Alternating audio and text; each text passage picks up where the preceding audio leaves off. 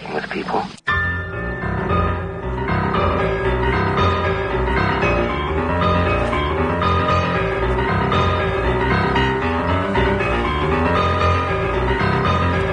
This week didn't, oh God, I've screwed it up. I haven't even started the programme. Can we do it again? Do you want to try again?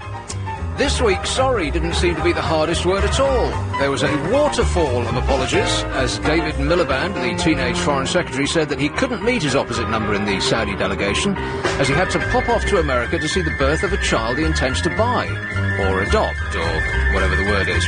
And furthermore, he won't be at work for a while, as he's taking paternity leave, on top of the 3 months holiday a year he already gets. Well, that's all right, no apology needed. It's not like we're at war or anything. Sky News said sorry that one of their newsreaders, I don't know which one, they all look the same to me, said that the Tory answer to immigrants was to execute them, which is outrageous, as they dropped that policy months ago. The government apologised until it was red in the face after stating that 6 people had emigrated here in the last 10 years, when the actual number was close to 900 million. Or something like that. I'm not too good at maths, but then after 10 years of Labour's education, no one is. But we can tell a bad deal when we see it, and the news that 4,000 junior doctors are sitting idly by, as there's no NHS jobs for them, is very poor indeed, especially when you learn that it costs £250,000 to train each one of them. That's £1,000 million of your money that Gordon Brown might as well have set light to. Would have made a lovely bonfire, that. He could have fueled the fire with a report that insisted that henceforth we should do away with Christmas, in case it offends anyone. This was from a new Labour think tank. Please, boys, stop thinking. And finally, they're very sorry, but from now on, in order to promote health and safety, you will no longer be eating ham, bacon, red meat, chocolate, nor drink any alcohol at all. You shall, from this moment, eat only what you can gather from bushes and drink solely from the tap in the kitchen. By this method you will live longer, but you will live longer in such abject misery that you'll want to kill yourself. Sorry. Hey, who are you then? Every time I come in, I've got no idea who they are. Your new posse, I'm Ben. Hey, the posse. Good evening, Nick. How are you doing? I'm very well, Ben. You're very loud. I'm just turning myself down. I'm just excited. As is always the case with everybody who comes in here, whose job it is to do levels, the first thing they do is to shout so loudly. Look at the needle, man. When it's bending and bursting into flames, that means it's too loud. Ben, eh? It's just Ben. Oh, not Ben A? No. Okay. You can call me Ben A if you want. I'll call you, yeah, Ben A. That's a medicine, isn't it? No, Ben Gay is a medicine. I'll call you Ben Gay. Thank you. Pleased to meet you as well, mister. Next. Next. Oh, I'm Roz. Roz. Yeah. Just Roz. Oh. Roz. Okay, Ben Gay and Roz. Well, it's going super fantastically so far. What do you think? I think it's going brilliantly. I think you're beautiful. You're taking it a bit too far now. Yes.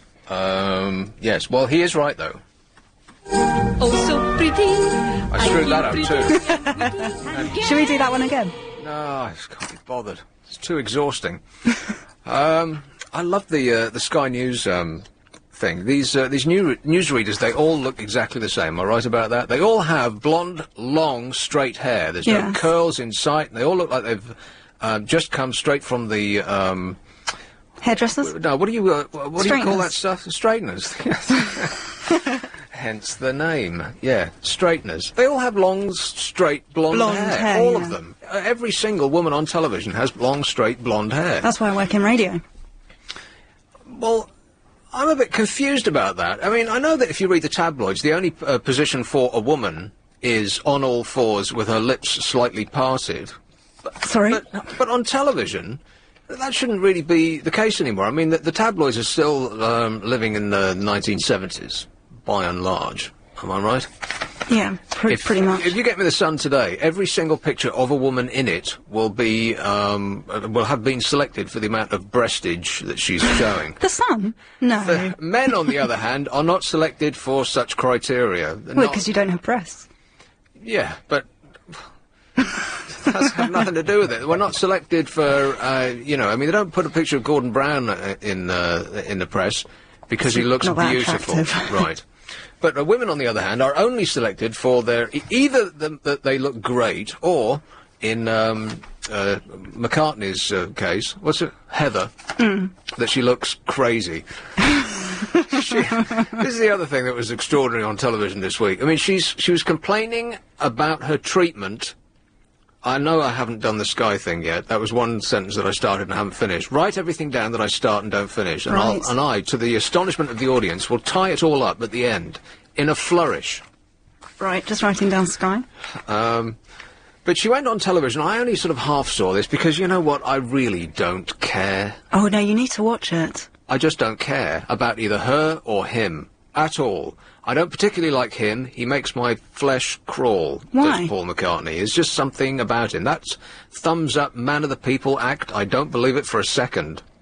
Anyone that's worth anyone that's got £1 billion in the bank, I think there's something seriously Well, do you believe her wrong side, then? there. Huh? Do you believe her side? I don't care. I don't care. I think they're both probably as bad as each other. I think living with either one of them would be a hell on wheels. Hell on wheels. And we'll play that song right now. Here we go, Ben. Hey! No? We don't have it, unfortunately. Right. Finger's not fast enough. But she did the one thing that the tabloid press will not accept, and What's that is that? to criticise their monstering of you. Like a bully in a playground, you must stand there and take it. That's And what most people do, don't they? They just accept it. And if you take, if you raise a finger of complaint about their treatment of you, it's like their move. heads will explode. They cannot even imagine such a thing happening, that anybody would complain about being pounded literally to their deaths by them.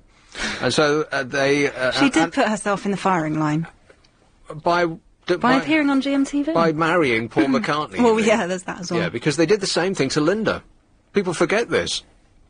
They did the very same thing to Linda McCartney, because for some reason we've been tricked into believing that Paul McCartney is a god walking among us. No, he's not. He wrote some decent tunes a long time ago. Sold a few records. Since Band on the Run, 1974?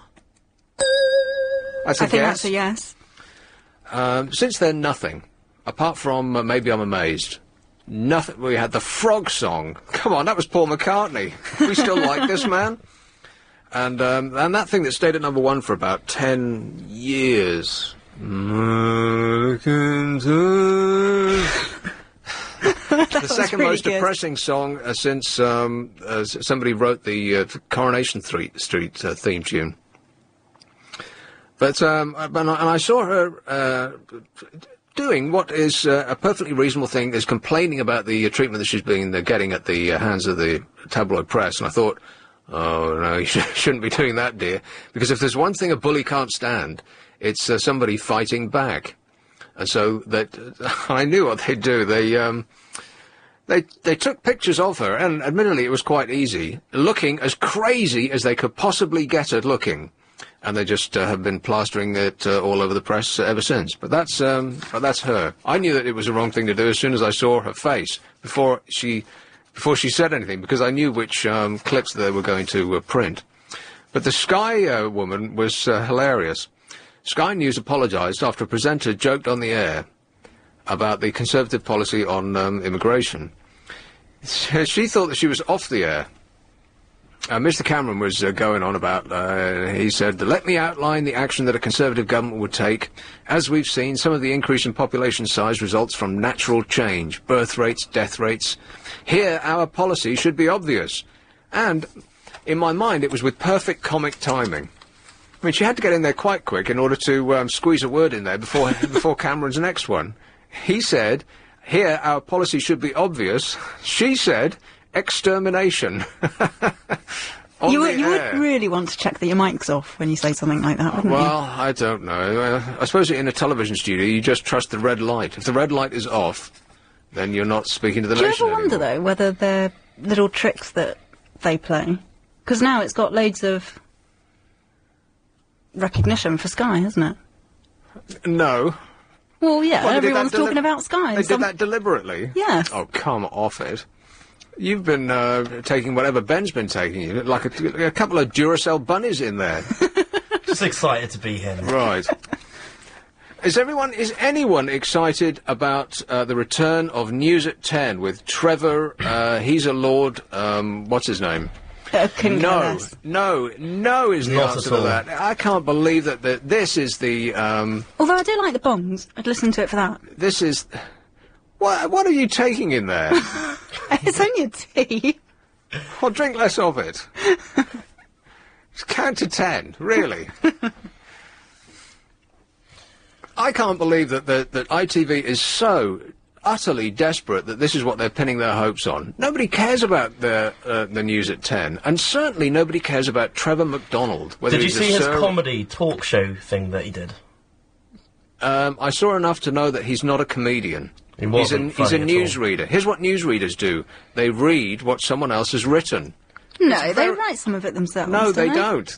Well, you go to the ITN... Just shattered all my illusions now. You go to the ITN building, it's a gigantic... He's not there as a one-man band just typing it up on his on a little table there. He'll get driven in by chauffeur-driven limousine, and he'll swan through and have a read-through of what a whole team of people have come up with. I'm sure it's the same... Do you reckon there are any vacancies there? In our newsroom. There's no vacancies at the top, because someone at the top of ITV has decided... And it's not just the present management there. They've been, this decision seems to have been made decades ago, and no one's questioned it yet, that the entire nation wants to get the bad news from Trevor McDonald. I just don't believe that that's right. I don't think that anybody cares about Trevor McDonald. There is something He's not about even him. particularly good at it when you compare him with other people that have come up behind him. He's got a good voice. He does have that slight your granddad feel about him, which makes you feel at home and want to listen to... is that just me? Yeah. Well, I don't really believe anything he says, really. It's all made up. What? You mean in real life or on television? Well, I've never met him in real life, but on telly, you just look at him... I don't know what you're going on about. Does he really know what he's going on about? Well, if he's listening, he could call up. So that's your position? That you don't think that Trevor McDonald knows what he's going on about, and he doesn't look and like therefore, he knows. Oh, God. Trevor, don't beat me outside. And therefore, he can't be trusted. That's your position. This is borderline here. I think that I'm going to have to come in and take your microphones off you. That's the only way we can proceed. Wake up with Steve Allen. More on Gabby Logan. Oh, shut up. Nick Abbott. It's a good idea to get someone else's opinion. Isn't it, Philip? Good evening, Nick. It's Mr. Lister. Before I get on to the main reason I rang, Nick, I agree with you about News at 10. I am actually quite amazed Yeah. that they're even considering it, as though this is going to save them. Yeah, I mean, you know, it's going to solve all their problems. They're going to have their programme disrupted again. If they start showing films, there's going to be a gap in the middle. Well, they seem to have a really short memory over there. Yeah. The reason that they moved to News at 10 to begin with was that everybody was really annoyed. When you start a James Bond film, for instance, which they seem to show on a loop over there, about an hour in, you have to stop for half an hour's worth of news. I mean, who wants that? I suppose the only difference now, Nick, is that they've got ITV 2, 3 and 4 to play with. So they could, you know, people want to watch a film, I suppose they'll stick it on there. Does the nation actually have a digital television yet? Well, I mean, I've got a Freeview box. Oh, well, get you and your fancy Freeview Oh, no, box. yeah, I must admit, I do watch it. Okay, you know, perhaps some American series tend to end up on ITV4. Yeah, but you know what? The audience figures for those other television channels are microscopic. I know, it's ridiculous what they give us on Freeview as well. There's a new channel just started called Gems, and all they do all the time is sell jewellery. Gems. I mean, you know, a nut. Well, there's a channel called Dave that used to be that's right. something else. I can't remember Yeah, it. well, that I think is quite an interesting channel because it's all different types of programme. They got the Jeremy Clarkson, you know, motor programme on there and other things. What do you think about the new series of that? Now, that's a programme that I really like, and I watch it every week, but I'm beginning to have misgivings about it. I think that their success is actually starting to warp their tiny little minds. And I don't have a car, Nick, so I don't really, you know... Well, no, I don't think... Well, it's not really about cars. It's It's become like, and I've thought this for a while, and one of the producers actually put this into words. It's become like Last of the Summer Wine. Yeah. Like a bunch of old geezers sucking their teeth and trying to be funny, and it's about as funny as Last of the Summer Wine. I still enjoy the films that they do because they're very well done. They're spending a lot of our money on them, but when they sit around and chat seemingly off the top of their heads, I think that the success of the program has actually given them the notion that they are hilarious people. They've run out of ideas. Off the cuff, and I'm afraid they're not. No. Jeremy Clarkson's a very funny writer. Yes. But when off the cuff, not so much. The reason I rang, Nick, was something happened in 1938 on October the 30th, connected with radio. Do you know what it was? 1938? Yeah. Radio Luxembourg. Oh, no.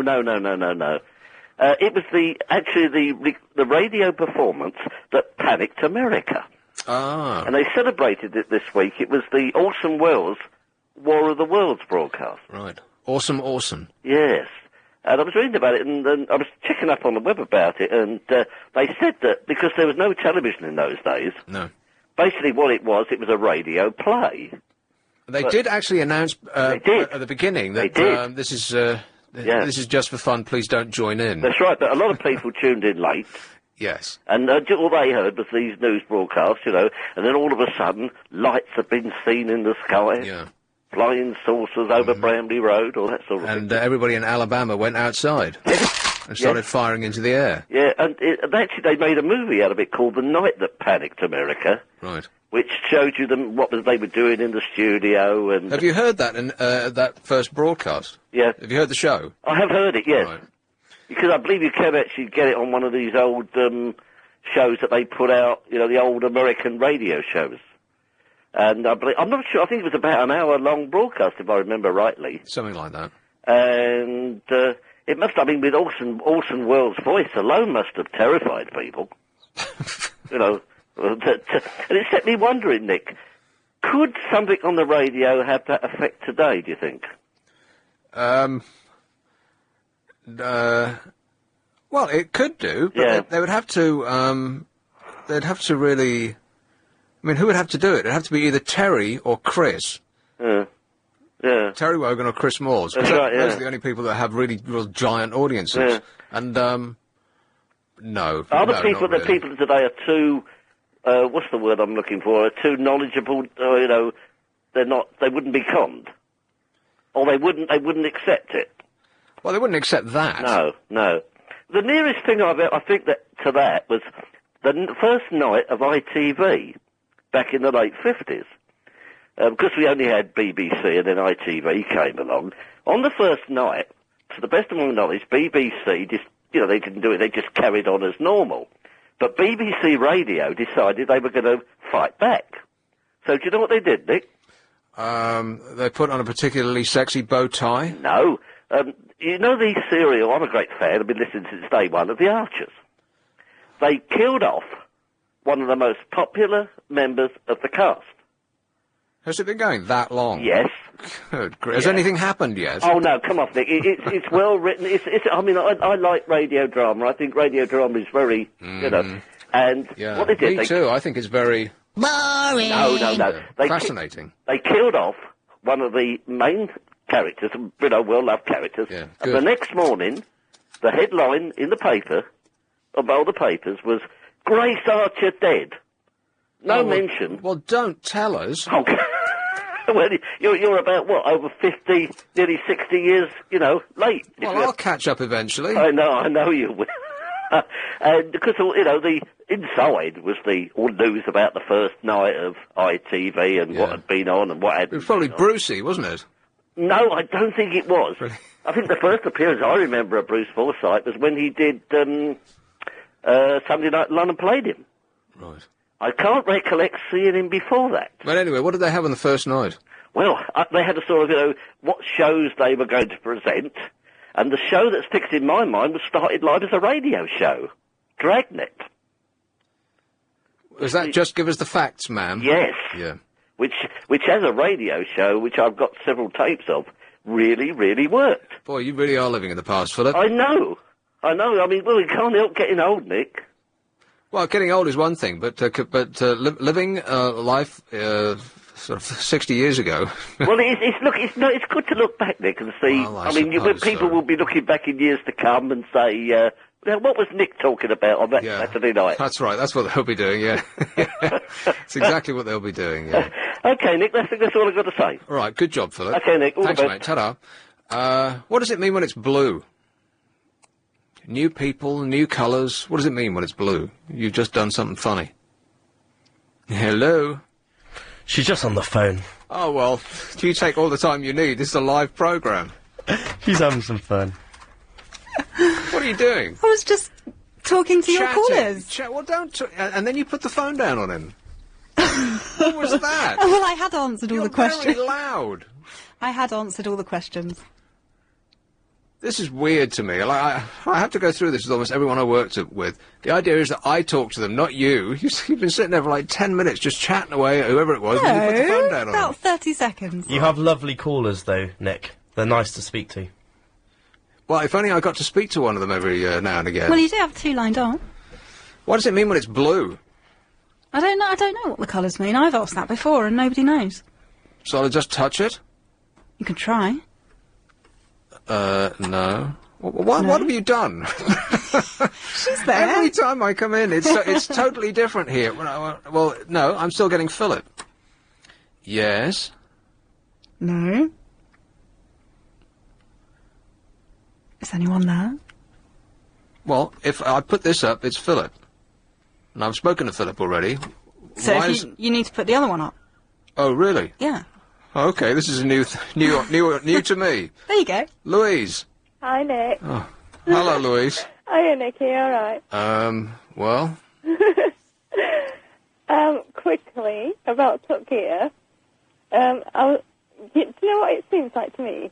It just seems like they have such big egos now, they think that they can get away with saying and doing just about anything. And they'll look good doing it and saying it.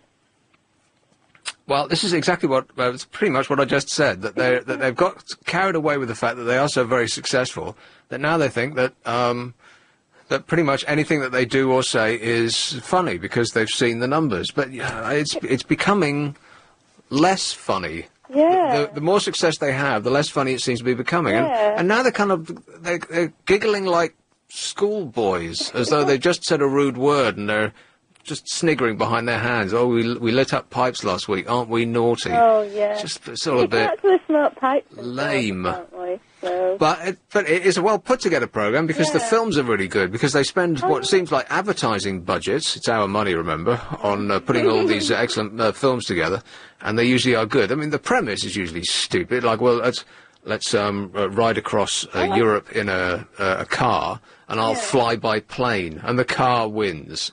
Yeah, right. Sure it does. Did you watch the one where they were going over to France in the car? The what? They were going over to France in a car, but it was like a car that floated in water. Yeah, amphibious. Yeah. And you know what? I don't believe any of that either. Now that television has been shown up to be the giant liar that it is, I don't really believe any of that. I don't believe that they went to the North Pole, and I don't believe that they sailed across the Channel in a car, or that they beat a... Or, I don't believe any of it anymore. No. But that's the penalty for lying to us in the first place. It's TV's penalty for being economical with the truth. Top Gear is a good advertisement for cars, though. It's good advertisement for Ferraris, yeah. Yeah, I think that they obviously just sent them. Hey, Louise, I've got to go. This is 0845 6060 973. Nick Abbott. Hey, Jethro. Oh, yeah. I just thought I'd phone you up and have a chat with you. Good man. Are you a gardener? Well, it's the only other, apart from being a DJ, hey, it's the only other thing I've ever wanted to do. Well, that and being a skiing instructor. Not much call for that down these ways. Oh, I didn't necessarily mean a professional gardener. I meant, are you, are you obsessed with... No. You're not? No, I despite wanting to do it, I can't do it. Really, I tend to kill living things. Oh, right. Do you have one? One what? A garden. Oh, no, I've got, no, I don't have a garden, no. balcony, not garden. You got pots on the balcony? Yeah. Oh, well, what have you got? I've no idea. They're green. I don't know. They're plants. They live, some die. Huh? They're not triffids. I've got no idea what they are. What's a triffid? Oh, it's Wyndham, isn't it? Wyndham, Day of the Triffids. Right. You not read the book? No. Oh, it's a science fiction book, isn't it, about plants that sort of gobble up people. Really? Wow, that sounds fascinating. Yeah, it's an old 60s book, Day of the Triffids. It was John Wyndham wrote other things. Children of I can't remember. I saw Little Shop of Horrors the other day. That was good. Oh, what's that about? It's about a plant that eats people. Oh, it's a common theme then. Yeah. Oh, right. That's what made me think of it, you know. The Revenge of the Plant People. Hmm. Oh, yeah. It's actually amusing, fitfully amusing. It has one of the best Bill Murray performances I've ever seen. He plays a masochistic dentist. Worth seeing just for that. Well, no, he plays a masochistic patient.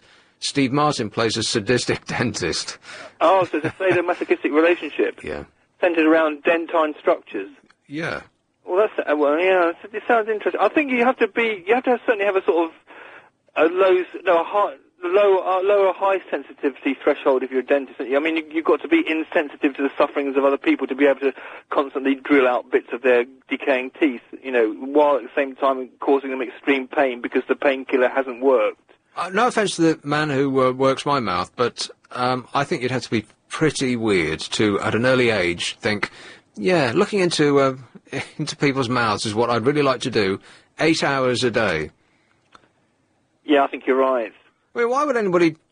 I can sort of understand why people would want to be a surgeon, because if you are of that personality type, either you're going to be a serial killer or you're going to be a surgeon. Like cutting people up, I sort of understand the bizarre mental state that you'd have to be to get into that. But... Yeah. Looking into people's mouths, that just sounds repulsive to me, like mouth after mouth after mouth. Why would anybody choose that? And that's a direct question to you. Perhaps they're repressed kind of cavers, Perhaps what they really like to be doing is getting into big caves on the Yorkshire moors, and they can't do that. They won't get a lot of money from it. So they micro theorise it in their minds and just decide to look into small apertures. Jethro, do you talk like this in real life? Well, isn't this real life then? No. This is show business. Is it? Yeah. When's the cheque coming through then? It's like no business I know. No, I mean, don't get me wrong, I enjoy your calls, but this searching around for the longest word for anything that you're trying to express, which sort of stops you in your tracks, so that you're not actually expressing anything anymore, you're searching. Oh, are you coaching me now? No, I'm just curious whether you're always like this. No, I can talk in small syllabic words, I think. No, you can't. Syllabic? I do.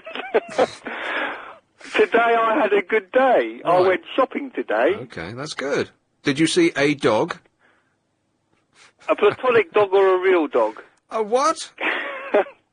No, I've been reading about... No, what type of dog did I might have... No, you've got me confused now. Yeah, I've got you confused.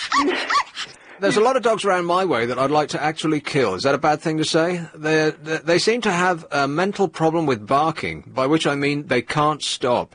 They bark at everything. I swear a dog's brain must be so small it's a miracle it doesn't fall out their ears. They'll bark at a scent that they hear, that they can smell on the ground. They'll bark at the fact that squirrels used to be here. They'll bark at a leaf that's dropping off a tree. They'll bark at 6:30 every morning outside my window, like a furry alarm clock. I'm not kidding. Every morning at 6:30, I'm waking up by ow, ow, ow, ow, ow. And it's not just that they're barking at a few things. They bark without stopping constantly, because I can hear them fading in as the owner of the dog walks this way, and then fading out as he walks around the other side of the park. And it's just, I lie there every day and think, how can you stand that? As a person living with this animal, how can you actually stand that it makes this incessant noise? Literally without stopping, it barks at nothing. It'll bark at the sight of its own tail. And the thing that really, that I just can't understand is that whatever they're barking at, it has no effect at all, because they continue to bark. If their barking had an effect, then they would stop barking. Like, if they could grab hold of a squirrel that's in a tree that they're barking at, they'd stop barking and start eating, right? So, it doesn't matter how much negative reinforcement that they get. It doesn't matter how many times they bark at something and nothing happens, they'll still continue to do it. There can't be another animal on the face of the earth that continues to do something that doesn't get them any reward or changes their circumstance in any way. What is wrong with dogs? And more so, what's wrong with the people who own dogs? I don't get it. I'm mystified. I think you've identified a deep neurosis within the canine population. See, canine, 2 syllables instead of dogs, which is 1. Well, dogs could be misinterpreted because it's a derogatory term for a sexually active female as well. Sexually active? No, that's something else. Dogs is well, something I haven't experienced actually. Right. Well, I'll draw you a diagram and pop it in the post. Okay. Right. Anyway, yes. Don't forget that power prolongs active life. Anyway. Does and it? Also that's a shame. No, that's maybe they're hyped up. Maybe they're all hyped up on power because it prolongs every active day. life. Every day, I just cannot get over it. And it's not just one dog; it's every stupid dog that gets walked in the park outside my window. I actually have to wear earplugs to go to sleep now because I know that if I don't, I'm going to be woken up at 6:30 in the morning by a hairy alarm clock. I've just thought there's a business opportunity here. Yeah. Because if you could genetically develop a mute dog, that people might actually want that. You know. That would be the answer to all of my problems. I mean it. It would be. I think there should be a law enacted without delay that all dogs should have their vocal cords forcibly removed. No, with genetic engineering, you could. That's not a controversial thing to say, is it? No, not particularly, but except for the 100 million dog lovers in London who are now deeply offended. But I don't understand how anybody could love something that makes so much noise without... It's noise without meaning. It's not as though they're protecting or scaring something away, or... They're just making a noise. Name me one other animal that does that. That exists or has ever existed. I don't think there's a single one that just makes a noise... without gets on your goat, but without purpose. Nick, you'd think that it would hurt them after a while. I mean, it's so loud. What about a nagging wife? Okay, am I allowed to say that? Sorry, is that possible? Can I say that? You haven't even had sex. What experience have you got of nagging wives? You're just making this stuff up. You haven't done the washing up. I've been out 10 minutes. Where's the decorating? And look at Mr. Brown down the road. He's out digging the garden. What are you doing? You're just slobbing down in front of the TV, watching football as per usual, drinking highly expensive lager when that money could be spent on our child. Well, like I said, you're an expert. Just imagining. I'm just imagining. Yes. Anyway, yes. So, when you got into dogs, listen, the owners must love them because when they take them out for walks in big metropolitan urban areas like London... Well, outside, you mean? Metropolitan urban areas. Oh, right, okay, outside. And they do the doo-doos. These people are so devoted to their dogs that they pick it up and put it into bags. Now, that is... Very infrequently. Very infrequently. And on that subject, by the way... Police horses. Now, the police would, correct me if I'm wrong, fine you if you left dog product behind you without picking it up, right? I think they'd fine you about £100, something like that. They'd probably clamp your dog. Police on horses, on the other hand, leave horsey product behind them that's so gigantic you could get lost in it. If you didn't, if you weren't actually aware that it was in front of you, you could be in there, and they'd have to send a search team in there to get you out. And they just leave it there. That's the mystery to me. They just... it's the size of a dog, and they just leave it there. You don't understand. There's two purposes for that. One is, firstly, to keep the dung beetles in that area actively employed and not claiming unemployment benefit. And the second thing is for the poor people who want to grow tea roses in the front garden called Vera Lynn to be able to spread that very, very highly nutrition fertilizer on their front garden. Yeah, I think you've been spreading it on this show. Thanks a lot, Jethro. Bye. Here's call in Las Vegas. Adrian. Hello, Nick. How you doing? I'm all right. Well, there's echo on this line. Can you hear that? You're coming through loud and clear. I just ignored the echo. Yeah, I've made it then. I've made it here alive. Well, you might not make it back, because I have some very bad news, but you tell me how your trip's going. Well, coming here, it wasn't too bad, because we had a really cheap flight, right? So it was Birmingham to Frankfurt, and then Frankfurt to New York. Went to New York first. Where do you normally live? I live in Burton-on-Trent. Right, okay. So you went to Birmingham, then Frankfurt, and then... Frankfurt to New York. Then we've gone from New York to Vegas. Nice. But, that alone sounds like a living hell, but go on. Yeah, because on the flight from Frankfurt to New York, the pilot came on and says, we've got a bit of a delay. There's some bags on board, and the passengers aren't. So that sort of gives you alarm bells, don't it? Well, at least he was probably covering up for the fact that one of the wings at the back had fallen off. It's, when they say that the plane was delayed for mechanical problems, that's when the hairs on the back of my neck start standing up. Yeah, so mate, it's not flown as much as me. You know, to move the plane around like for ages before you take off, and they sort of move it backwards. Backwards? He get really worried. He thought that we was going to take off backwards. So you're in Las Vegas. Did you do what I asked and put $1 on number... Oh, I don't know. Pick a number on the roulette table. Hey, did I win the lottery, by the way? What are those numbers? I might have won £18 million, in which case you can continue with the show, Ross. Yeah, I haven't done that yet, but I'm still here till till next Thursday I leave, so there's plenty of time for that. And what did you do in New York? Well, that was a disaster when we got there. We booked an hotel about 2 months ago on the net, and we got there, and this bloke on the desk was absolutely useless. Oh, we've got no rooms. There's two of us. Hang on a minute. Well, you booked a room, and then they said they don't have any room. They took one look at you and said...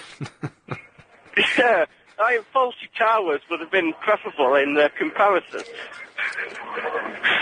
But they did offer us one room, bearing in mind there's two of us, one single bed. It was like the size of a wardrobe.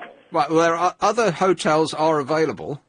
Yeah, that's what we did in the end. We just got sort of shuffled onto another hotel and stopped there. But the hotels in New York, there's nothing on the ones in Vegas. But I bet...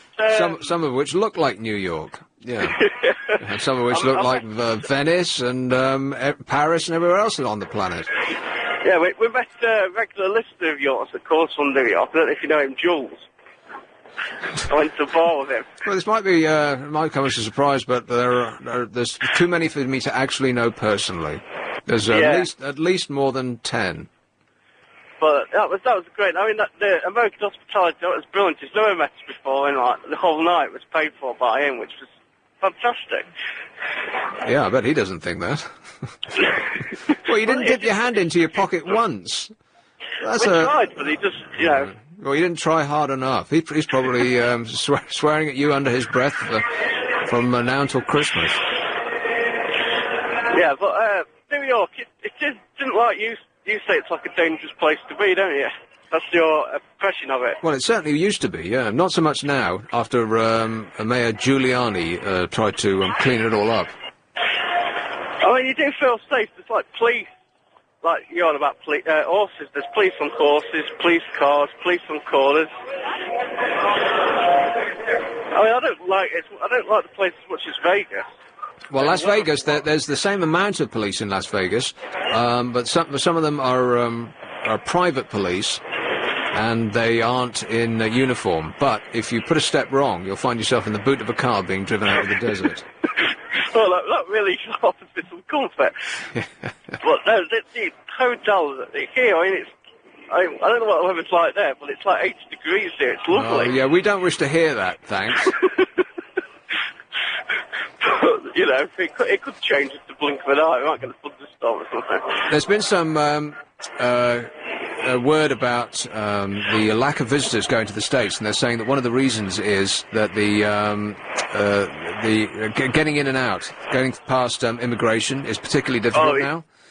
Yeah, The authorities have argued, and I'll say this in closing. All right, I hear it, I'm being shouted at. I'll get to it in a minute. Wait. The authorities have argued that everything they've done has been designed to improve security. Now, I don't know what your experience of going through security at the airport was, but everybody comes back with a nightmare story.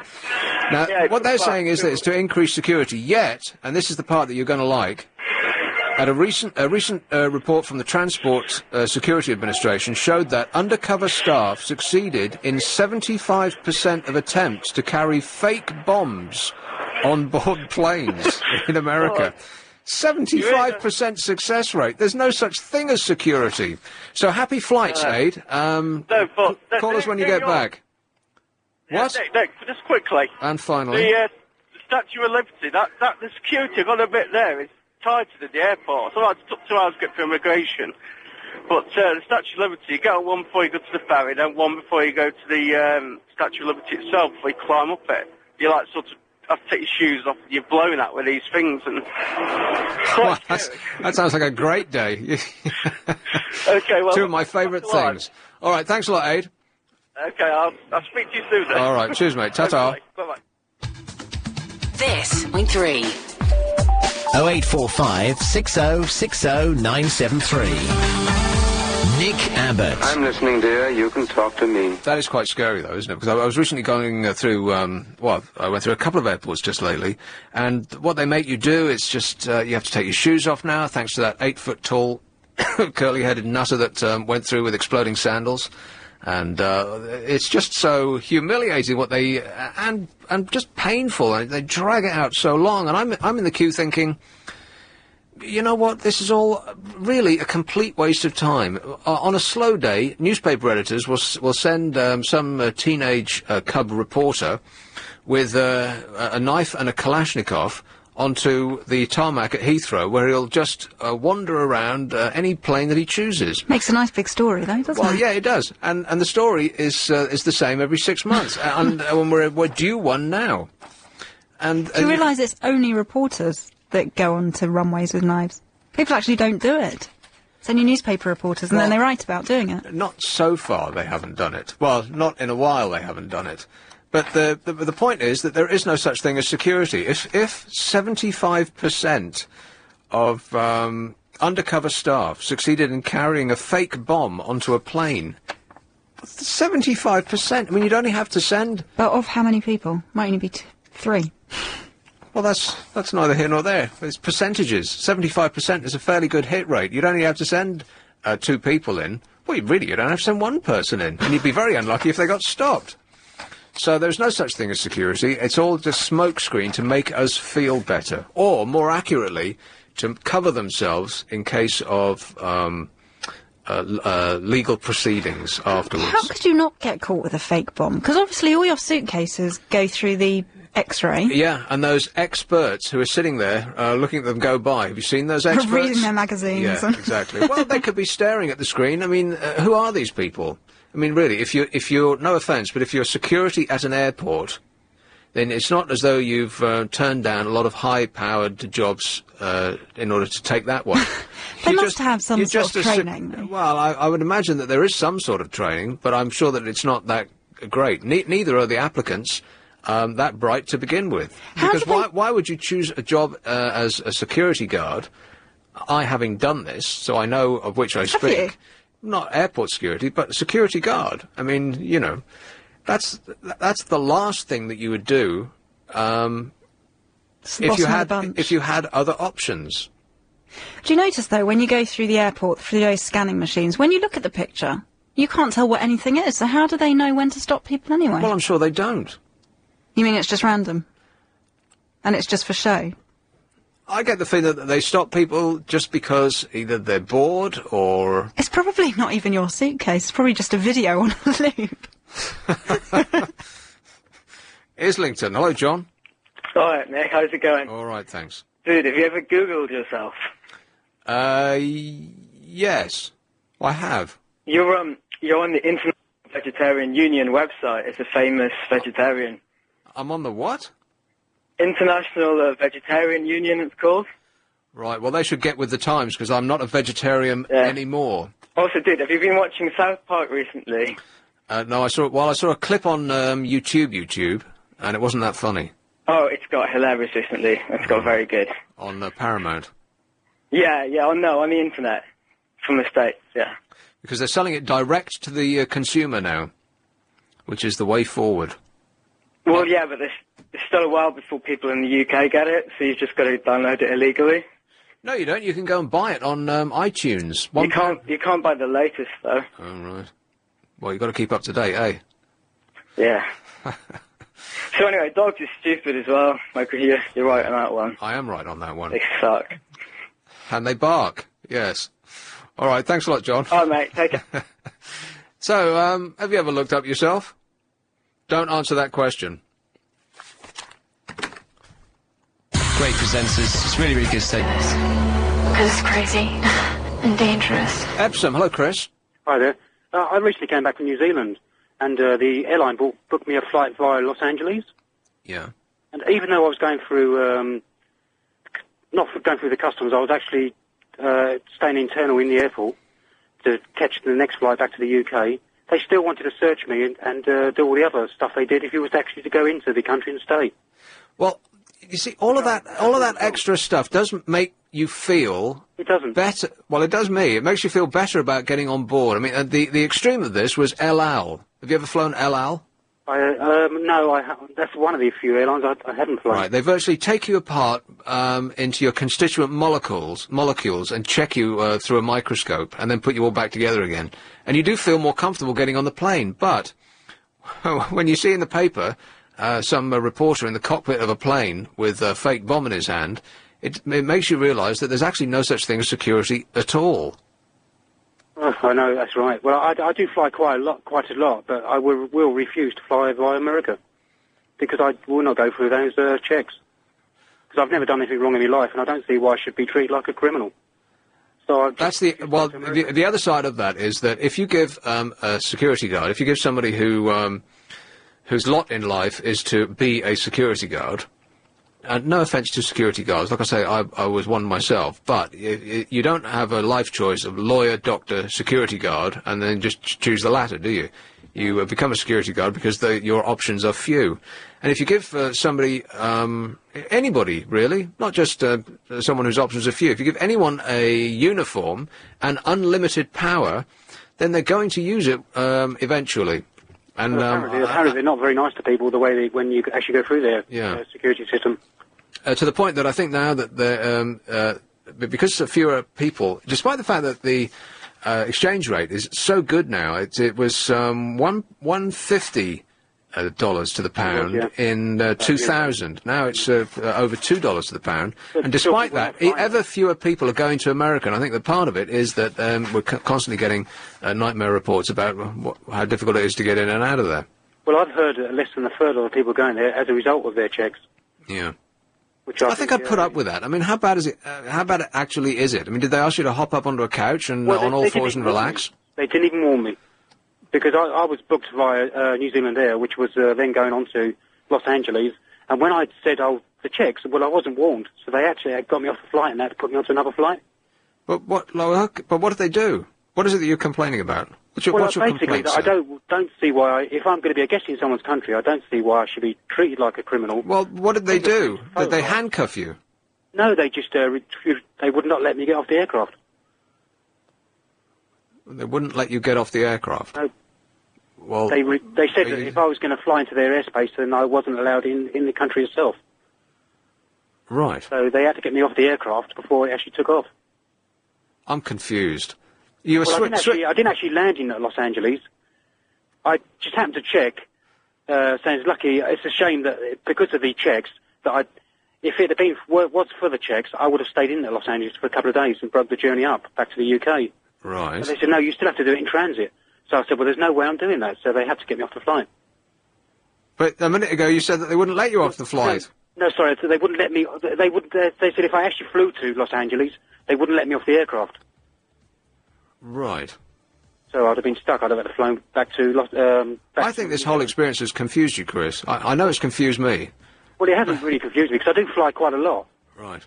But I think they have to make it clear that if you're flying They won't let you off the plane. Yeah. Well, no, they said if I I did think, fly Chris, there, in short... Stop whining. On Night C 97.3. Hello? Nick Abbott. Would you mind telling me what this is all about?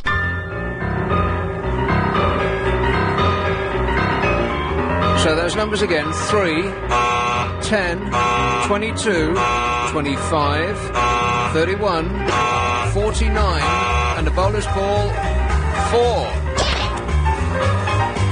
What joy. Actually, I've got a ticket, I've got no idea what the numbers are. My head might explode when I get home. Wouldn't that be great? I've already spent it in my mind. On what? In fact, I've spent much of it in real life. I'll be paying it back until I'm dead. On what would I spend it? Sweets and comics, mostly. Here is Wembley, Bashir. Hi there, Nick. Hello, mate. How you doing? All right. Good. Actually, I've just finished my shift at Heathrow Airport Terminal 2, and I actually work as a security guard, and there's 2 points I want to make.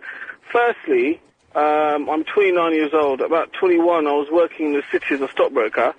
I saved as much money as I could and invested it all in property. And since then, I've been married and got kids.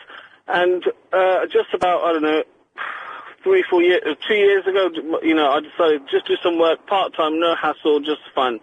I got a job at Heathrow Airport Terminal 2. The type of training that they give you... Can I just stop you there? Fun. Yeah, sure. Fun. I'm having trouble finding the fun in that.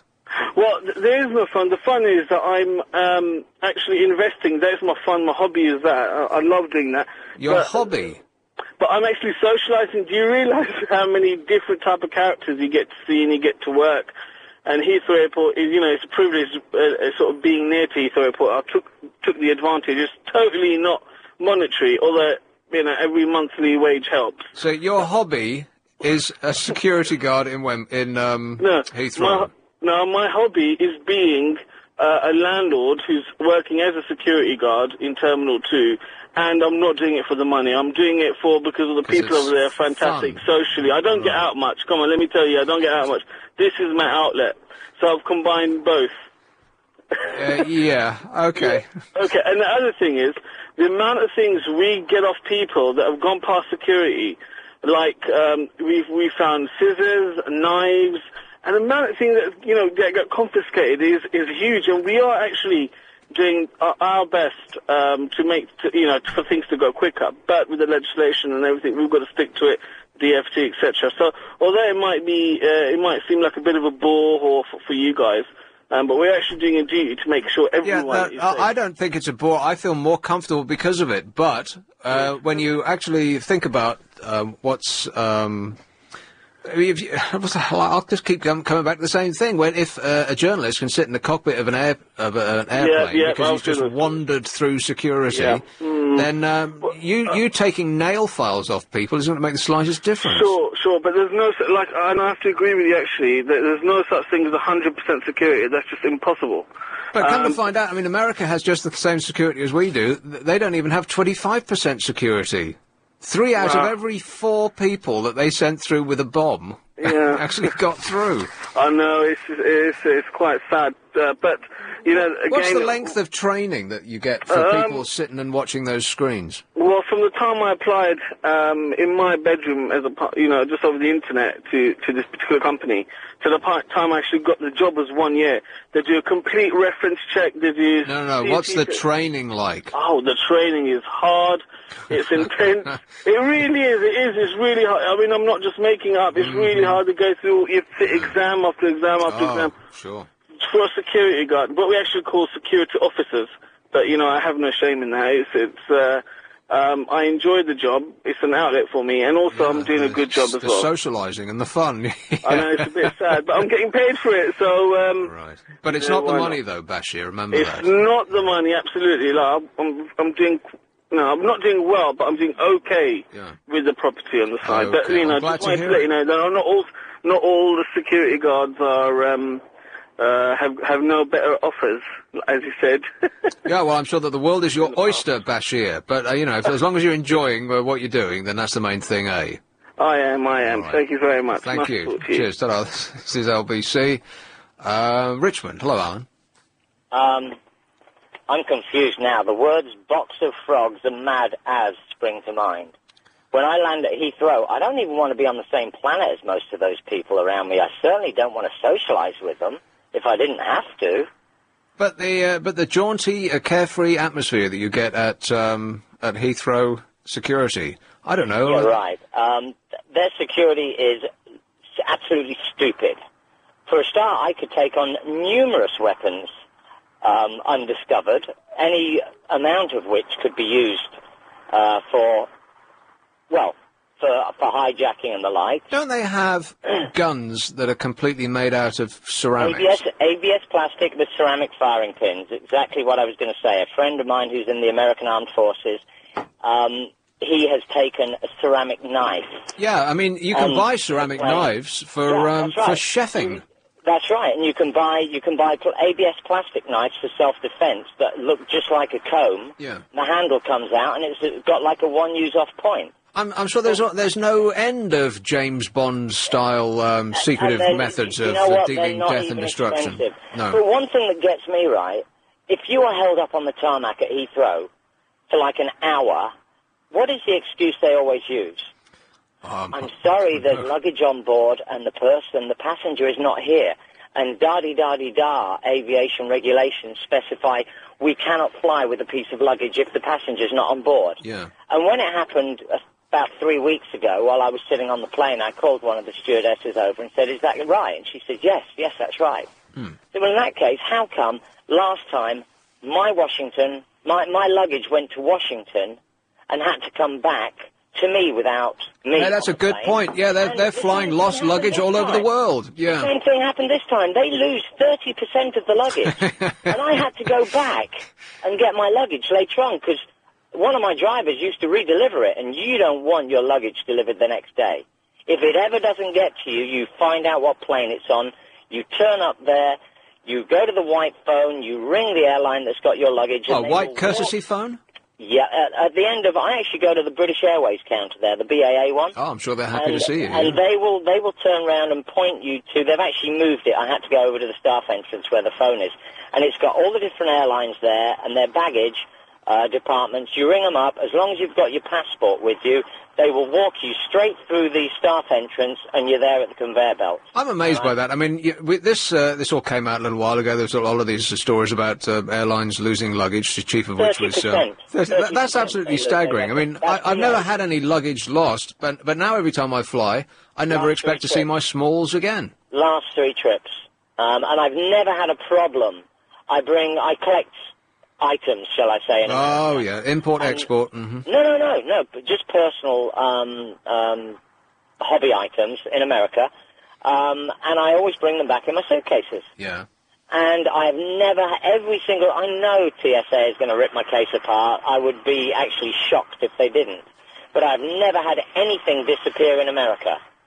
But I know damn well that if my luggage gets delivered to me the following day by an immigrant in a transit van, it's been gone through. Well, as long as you don't say anything controversial, Alan, that's excellent. Oh, no, I wouldn't dream of doing that. Good By the way, job, last mate. night I tried to get in touch with the branding. With the what? The branding. You're talking about branding and tattooing and stuff, yeah? Me? No, I only do Saturday nights. Oh, I'm sorry. Oh, shucks, I wanted to go on to dermal and subdermal and microdermal implants. Never mind. Oh, well, that's a shame, yeah. I'll leave that. Unfortunately, we can't do that, no, because that wasn't me. All right, cheers, Alan. Not a problem. That must have been Clive. Clive was talking about subdermal implants. I don't even know what they are. I've never heard of that. Fake boobs. What other implants would you have? I saw a picture Put of implants somewhere else, I'm sure. I saw a guy with a picture. There was a television program a little while ago, and they showed unpleasant pictures in the papers before they showed it of a man with chest implants. A man? Couldn't be bothered to go to the gym, so he had pecs put in. Oh, that's not a bad idea. Can you get that done in your stomach? It's a ridiculous idea. Well, at least you don't have to go to the gym. Why would you want a stomach implant? No, like a... Six-pack. Yeah. Oh. So it's nice, like, washboard type of stomach, and then you've not had to go to the gym, and it's just there. You can also get a calf implant.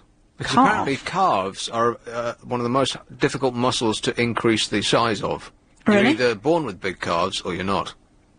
I built mine up. Well, I don't wish to know that. Now you've spoilt the illusion. Here's Alperton. Hello, Peter. Hello. Hi. Peter. Yeah, just a quick one for you. With regards to the six-pack implants, who wants a six-pack when you can have a barrel? But the reason I phoned you was, you know the guy that went to Los Angeles? Are you there? Yes. Which one? About 3-4 callers back. Oh, yeah. No. Did he get off the plane or not? I'm glad you asked, Peter. I've been sat here for the last 10 minutes trying to work that out. I've got absolutely no idea. My mind sort of fogged over about halfway through, but whatever it was he was saying was very important. Yeah, well, I think I agree with you there. I mean, I just couldn't work it out. 1 minute he got off the plane, and the next minute he didn't. Yeah, but either way, he was very angry about it, with justification. All right, thanks a lot, Peter. You've cleared that up for us. Cheers, mate. Well, I haven't, actually, have I? Get him to call you back. Nick Abbott. We love you long time. And I really mean that, Dion. Dion? Hello? Dion. Yeah. You sound surprised. That's lovely music, but can we have less of it? It's not my music. Thanks. Yes, Dion. Yeah. I heard someone mention LL. Yeah, me. Oh, do you know they actually have an armed guard on board? Yes, I do. I did hear that, yeah. Yeah. So I think a lot of aircraft are going to start doing it. Yeah. That'd be a terrible job, wouldn't it? Here's your job. You've got to sit there and do nothing on a plane for your entire working day. That'd be at least... Flying backwards and forwards. At least the space waitress has got something to do to take her mind off the numbing boredom. All he's got to do is wait for a hijacker. Yeah. Yeah. Like being at war. The worst experience of my life today. I had a booster injection because I'm going away this month. A booster? Yeah, it's for like the flu virus. Oh, yeah. And tetanus. And all it's done is make me ill. Yeah, I think that's what they do. Yeah, no, it's, I've got like a head cold, a runny nose. Oh, poor baby. Never mind about that. I've had a cold for about 4 weeks now. It's one of these sort of low-level things. I've never had one that lasts so long. I just cannot get rid of it. I'm resigned to being like this for the rest of my life, sort of running at 70%. Hey, the weather changed about 4 weeks ago, didn't it? No, it hasn't changed at all. It's been, today, it was super fantastic outside. Yeah, it's lovely. I went for a walk down by the canal. But I think tomorrow it's going to change. And then for the rest of your life, or what will seem like it. Not that the weather people have got any idea about any of that, by the way. The BBC... Where I'm going this month's going to be cold anyway. Right, good. I'm glad to hear it. Yeah. Because any time anybody goes away, you want it to be worse than it is here, and vice versa. If you're going away, you want it to be terrible at home, so that you... My son and his girlfriend are going to New York in January. It'll be the coldest place they've ever been in their It will lives. be cold, won't it? It's cold, like you can't believe how cold it is. I've never been able to get a green card, so...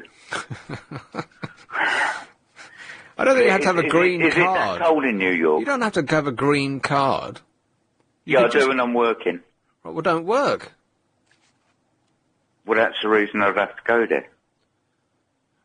Right. But you can go on holiday. Yeah, I can. I could probably get a tourist visa. Right, there you go. Yeah. Well, I'm glad we sorted that out. Thanks a lot, Dion. You've made me feel like I've really made a difference. The BBC and the Met Office are discussing introducing probability forecasts to help stop weather presenters getting it wrong. Traditional predictions of scattered showers would be replaced by phrases such as a 30% chance of rain. Well, that actually sounds more specific. Maps with temperatures would become charts showing possible temperatures. I assumed that they were possible now. I just assumed that it was all just guesswork. I mean, if you look at the BBC website and the 5-day forecast, it's at complete odds with the 5-day forecast that the BBC are advertising on their television stations. Well, they can't really know, can they? No, but they're gleaning this information from the same source. It's the Met Office. Now, the Met Office aren't anything to do with the BBC, right? That's a government organisation that's trying to tell us whether it's going to whether we should put our clothes out tomorrow. But if they're telling the BBC what's going to be like today and tomorrow and for the following 3 days. Yeah. And on the website, they're giving almost completely the opposite to what they're telling you on TV. Well... Then there's something wrong somewhere. But then if they get it wrong one way, they've got it then right. They're right the other. Yeah. Maps So with they're temperatures wrong. could become charts showing possible temperatures. The BBC is trying to raise confidence in forecasts and stop presenters getting it wrong. And the one that everyone remembers is Michael Fish, famously telling us that there wasn't going to be a hurricane, when in fact that there was. And come to find out that he was talking about something else. This is in 1987, before the Great Storm, which people still go on and on and on about it. Some trees are blew down, big deal. But Michael Fish was quoted as saying, earlier on today, apparently, a lady rang the BBC and said she heard that there was a hurricane on the way. Well, don't worry if you're watching, there isn't. But this woman had called the BBC about a hurricane that was in America. No. Yeah. Really?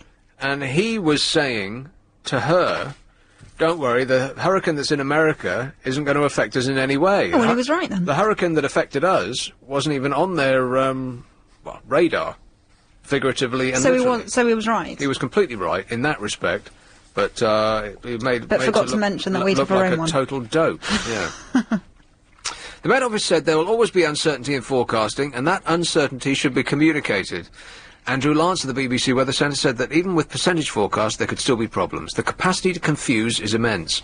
The concept of 90% chance of rain, say, is not too complex, but when the probability reaches 50%, people interpret it as guesswork. And complain that you're supposed to know what the weather is. Well, yes, that's what we pay you for. I mean, these people must suck up hundreds of millions of pounds a year with their satellites in space and their computers and abacuses and goodness knows all what. Really? All you'd need to do is just look out your window in the morning. Well, you would think, but they can't even tell you what the weather is like right now. I bet if you look on the weather forecast today, I bet they've got it wrong. Here is Banstead. Hello, Charlotte. Hello, Nick. I haven't heard you on the radio for ages. Well, you want to tune in more, dear? You haven't been on for ages. You were talking about airports and planes. I was listening to Paul Ross the other day. I don't listen very often because I'm at work, but he was talking about Concorde. Yes. Why don't we bring Concorde back? Apparently because it was too expensive to run. So what about that big Airbus then? You know, that big Airbus they've got That now? looks That's like huge. that looks like a living hell to me. Isn't it awful? I know they're trying to kid on that it's actually a great leap forward in passenger comfort, but can you imagine anything worse than well, when you go to the airport now, you know the queue to check in. Well, that queue is going to be twice as long because everyone's going to be trying to get on the same plane. People that would have flown on two different planes that would be leaving at separate times are now going to be all on the one plane. So the queue to get on is going to be twice as long, and crucially, the queue to get your luggage is going to be twice as long. Everything about it sounds horrific to me. Yeah, I spoke to Ian about it, Ian Lee about Concorde, and we're just saying about is it the fuel they use. You're saying for what? Concorde. You know, for Concorde. Yeah. With the global warming, it would use too much. Is it fuel they use? Fuel. So, Yeah, fuel. Yes, what they use. But why can't they bring it back? I mean, it's such a beautiful plane. Why can't they bring Concorde back? Paul Ross was saying about it. Right. Well, I refer you to the answer I gave some moments ago, because it's too expensive. Right. Because they just couldn't make any money out of it, because there weren't enough seats on there, and they couldn't find enough people who wanted to pay £10,000 return, or whatever daft amount. Well, I know somebody that worked on Concorde for the government years ago. That sounds very suspicious. Yeah. He worked with the French years ago. But apparently, is it owned by BA as well? Part government and BA, British Airways. I've got no idea. Concorde, right. There's a lot of questions here, Charlotte. I know, but I still think they should bring it back. I mean, the thing is, I know celebrities used it, but I can't. If normal people used it and it brought the prices down, then it'd make a profit. Well, I don't think any economist would agree with you there, Charlotte. You bring the prices down on something that they already can't make a profit on, and then it will make money. No, but more ordinary people like you and me. Yeah, but they haven't got enough seats. They haven't got enough seats on there. Oh, no. If they had 1,000 seats on there, then they could sell them the tickets at $2.50 each, and then they'd make some money. Yeah. But they've got 10 planes, 10 Concords sitting doing nothing. Right. And I mean that Airbus is terrible. It's much quieter than a Concorde, because when it flew into Heathrow on its inaugural British flights, you remember back, it was in the summer, I think, it came directly over me. As a whisper it was. Concorde, on the other hand, you have to rush to the mantelpiece to make sure everything doesn't get shaken off it. It's so loud. But like Concorde's an icon. I mean, when Concorde used to fly over, you said, "Oh, look, it's Concorde." Yeah. Well, no, you wouldn't. You'd have to wait till it left. And then you could say, because otherwise no one would hear a word you're saying. You could shout it. I think Richard Branson should try and bring it back.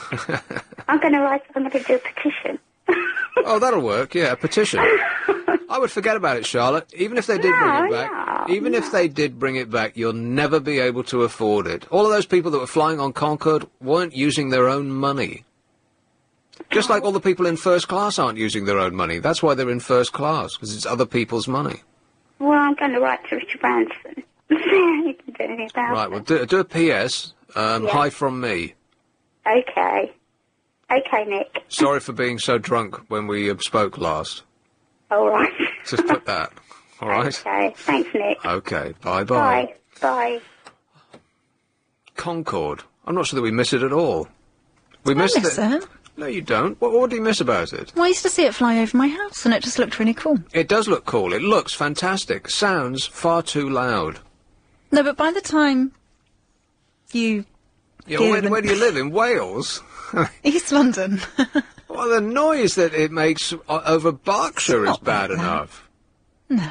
Oh, it was absolutely phenomenal. It was, and they tried to kid on when they first introduced it that it wasn't any louder than any other plane. Just like they're trying to kid on with the A380 that it's much, much quieter. The problem with Concorde was, by the time you heard it and looked up to see it, it had gone. Yeah.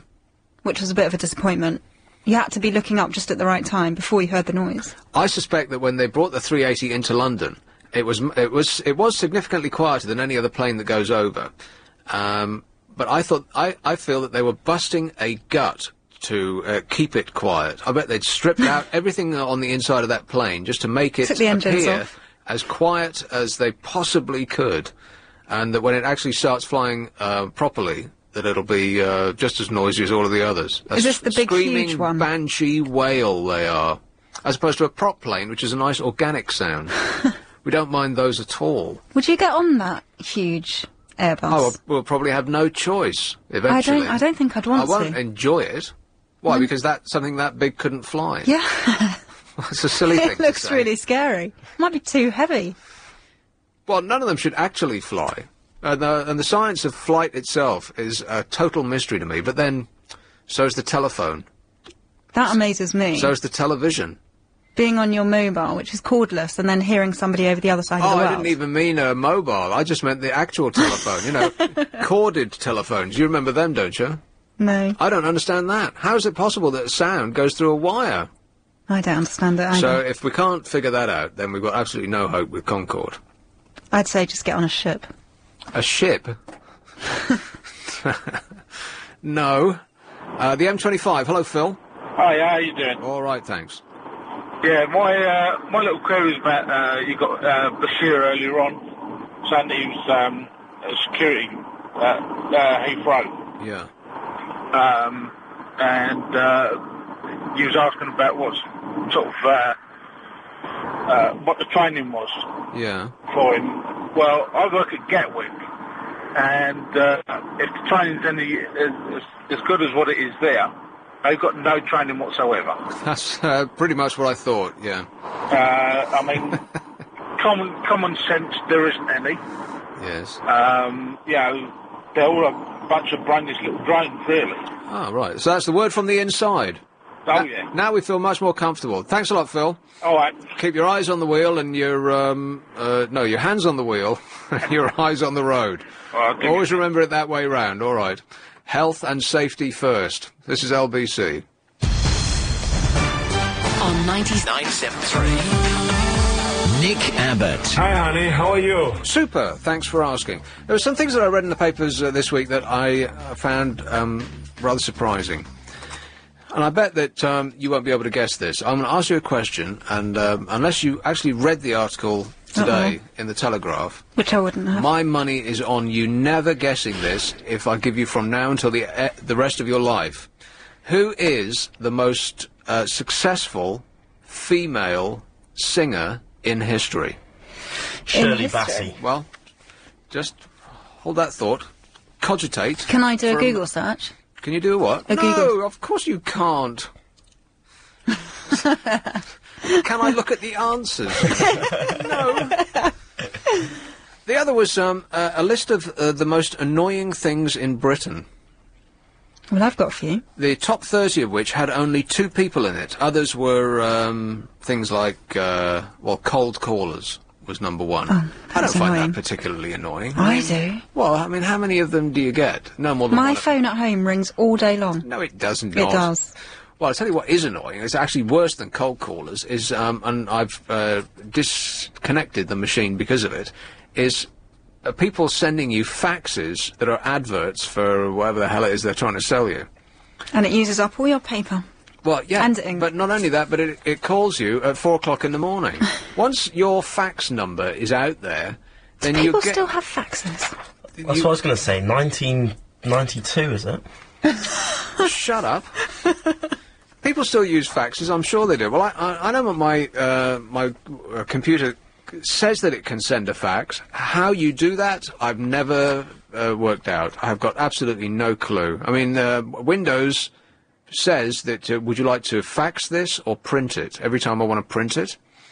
And about how you actually fax it, I've got no clue. Because none of this comes with an instruction manual.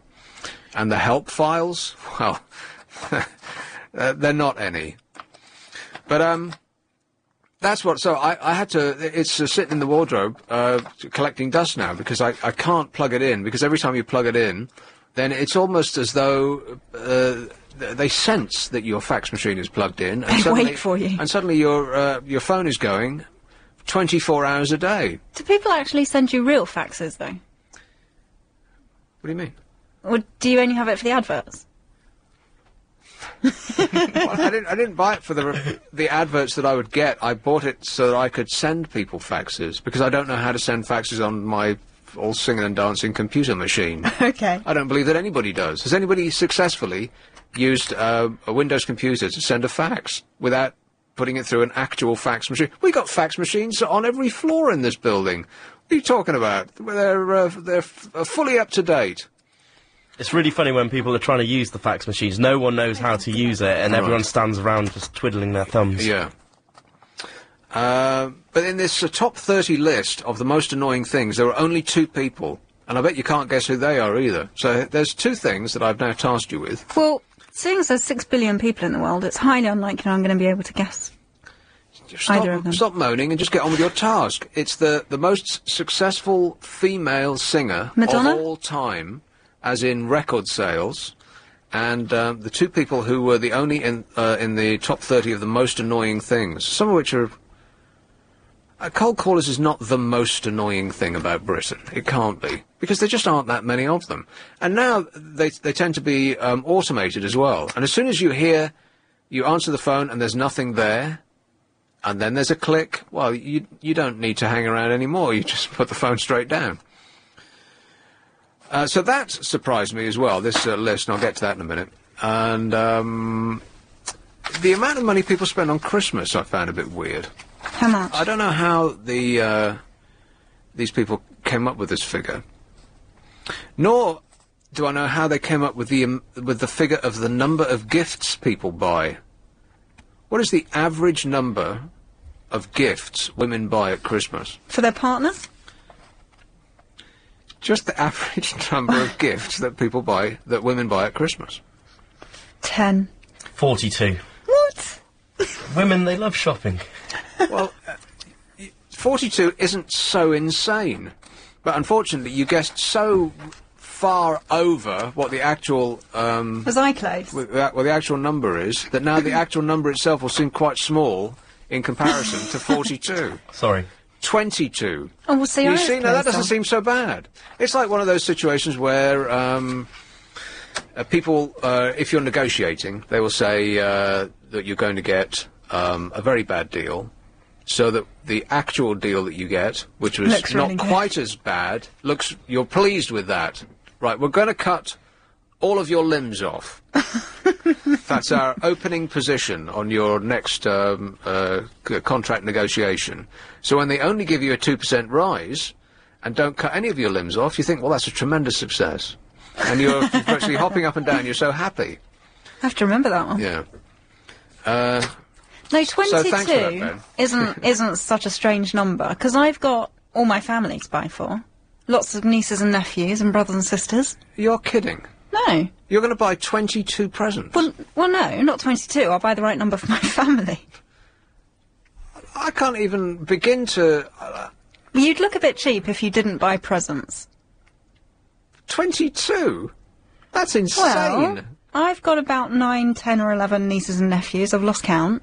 Nieces and nephews? Yes. They're not expecting anything. What would you buy anything for Oh, them you for? have to give them some presents. Get lost. You can't turn off and say, well, sorry, I didn't buy anything for you. Oh, turn up? Or they turn up at you and you've got nothing for them. You're going to have 8... How many people show up at your house at Christmas? We're a big family. I am stunned at that.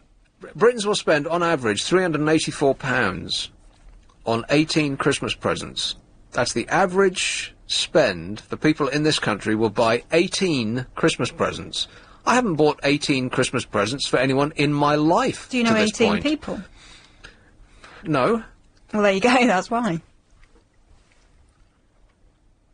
Do you buy any Christmas presents? Well, in my time on this planet, I haven't bought 18 Christmas presents, let alone each Christmas. That's insane. Who do you buy for? This year, no one's getting anything. Just to bring the average down a bit. Women will fork out £412 on 22 gifts. No, they don't. You must be... This must be false information, and you must be deeply unusual. I cannot believe... Ben, how many Christmas presents a year do you buy? I bet it's like 2, right? 1. Well, luckily for yourself. Because we work for a radio station, you get lots of freebies like Jeremy Clarkson DVDs, so all of the male members of the family get Jeremy Clarkson DVDs every single year. Where are these free things? Well, they're around. You just have to look around, look under people's desks, you find them. They always have a bundle. And then you ask their permission, obviously. Oh, right. So you don't get in trouble. Did I miss that? Did you just say you take DVDs from under desks and give them out as Christmas presents? Yeah. I That tell is my, really cheap. I tell my family beforehand. Which is shocking for the people whose stash you're raiding, and also for the people who are receiving these. So you take the freebies and give them out as presents? For my stepfather and my stepbrother, if they get a signed Jeremy Clarkson DVD, they're really happy. And they'd be upset this Christmas as if are they didn't get you, one. because you didn't pay anything for it. So that doesn't count. That's not a present. Yeah, well, you didn't buy it, more to the point. No. I'd probably buy my mum 2 or 3 presents, one big one, a couple of small, funny kind of presents, and then I'd buy... You don't give your girlfriend a freebie, do you? Well, I'm single. Oh, well, luckily. Maybe that's why. The main reason. Yeah, I think women, they buy a main present, and Right, then there's about so 2 far or 3 extra presents. You said 3. 3 presents you'll buy, and that's it, right? Between 3 and 6. You see, 6 to me sounds way over the top. Oh, I couldn't even begin to think about 6 presents. Well, Do you have any brothers and sisters? Yeah. Do you buy them presents? Why? That's a no. Because Christmas is about commerciality. It's about receiving. Yeah. Yes. But you not- can't just receive and not give. But not on that level. 22 presents. 18 on average.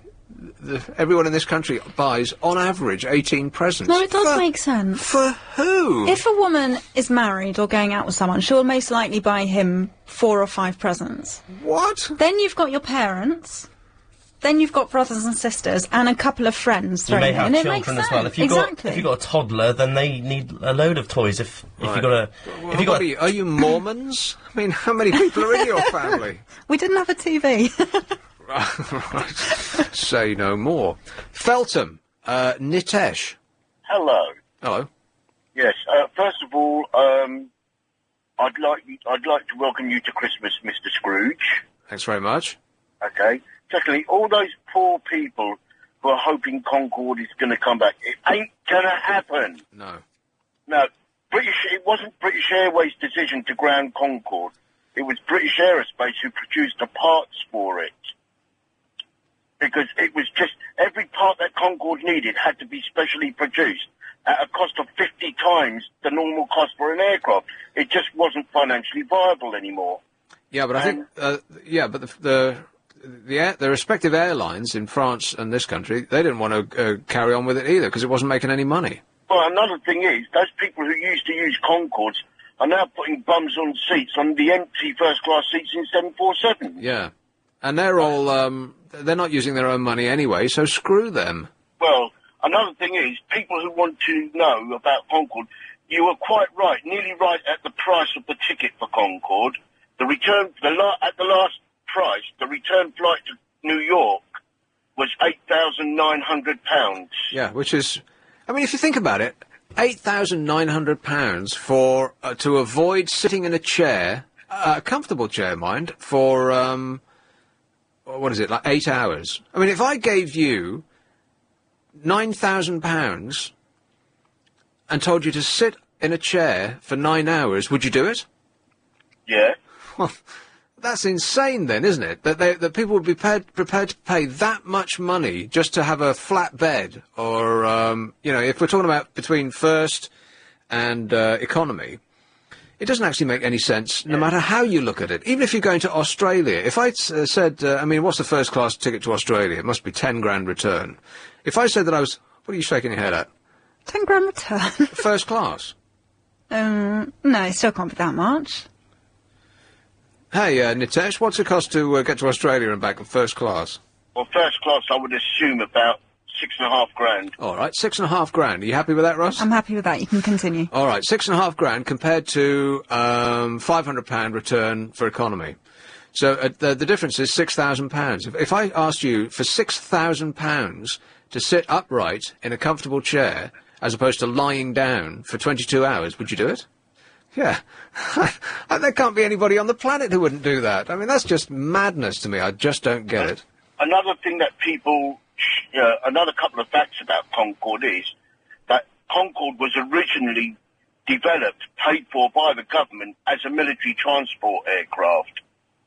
Okay? The original Concorde, the prototype, which will never be seen by the public, is actually parked in an Air Force base up in the Midlands somewhere. And it cost British Airways £1 each just to buy them off the government, to take them off the government's land. So British Airways, all they had to do was pay for maintenance. They didn't pay for the development, for the purchase price as per pro rata, for nothing. Well, if only I'd known at the time, I would have, I could have gone to 150. And all these people who think, get Richard Branson to bring it back. I mean, Richard Branson's a publicity merchant. The only reason he said, I'll put Concorde back in the air, is because it got him publicity. There's no way in hell he would have been able to buy it, because British Aerospace would never have let it go. Right. They can't supply the... You would not be able to get parts for it anymore. Okay. You get very excited about this, Nitesh. Calm down, mate. Happen. Yeah, I know, but it ain't going to happen. All right. Every week you hear people say, oh, bring Concorde back. It ain't going to happen. Okay. You mean it's not going to happen? Well, this is for the elite in it crew as well. All right, thanks for a lot, mate. Cheers. Yeah.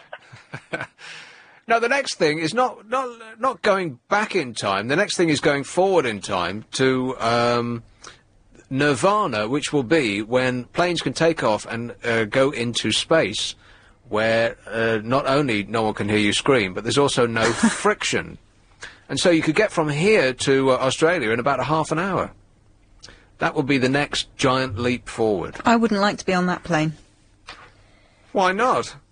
Can you imagine the G-force? Your face would be pulled right I know, back. and for a half an hour there, you'd look fantastic. This is LBC 97.3. 0845 6060 973. Nick Abbott. You're wondering what it's all about, and I can't tell you because I don't know myself. Catford. Oh, Trixie. Hello. Hey, Trixie. May I just make a little comment to Charlotte? Charlotte, dear. Who's Charlotte? Stop calling all the other programs. Who's Charlotte? Isn't she the lady who asked about Concord? Is she? What, Charlotte in Banstead. on this show? Yes. Oh, yeah, I remember now. Please stop calling all the shows. It's not going to come back. All right? What isn't? Concord. She calls all the shows and asks for Concord to come back. I know, it's very sad. No, that was a question. She Yes, does I know, that? But it's not coming back. Not coming back, no. No. Hello. Hey, Trixie, who's the top-selling female artist of all time? Oh, God, probably Kylie Minogue. Probably. I don't know. Let me see. Has she been around for many years? Well, yes. Ooh. Top selling. Billie Holiday? No. No? No, but you're delving into left field. That's good. Really? I see. Judy Garland? No. I'm not going to sit here and let you guess. That's two guesses. But I'm getting there, am I? No. No, oh. Well, stop playing the game with me then. That's not fair. You're leading me on. How many Christmas presents are you going to buy this year? Not many. I'm just going to celebrate. It's not going to be a celebrated Christmas. It's going to be the same as last time. It's going to be me and Cubby, and we're going to be watching horror movies. Cubby? Yeah, Cubby from Broccoli. You remember we got lost in the graveyard last year? No. Yeah, we got locked in the cemetery. Why would I remember that? I wasn't there. No, you weren't there, but I told you about it. And we had pizza. What, on this show? We had pizza for Christmas. We didn't celebrate Christmas. Well, that's what I have every Christmas, pizza. I know. Made from scratch, by the way.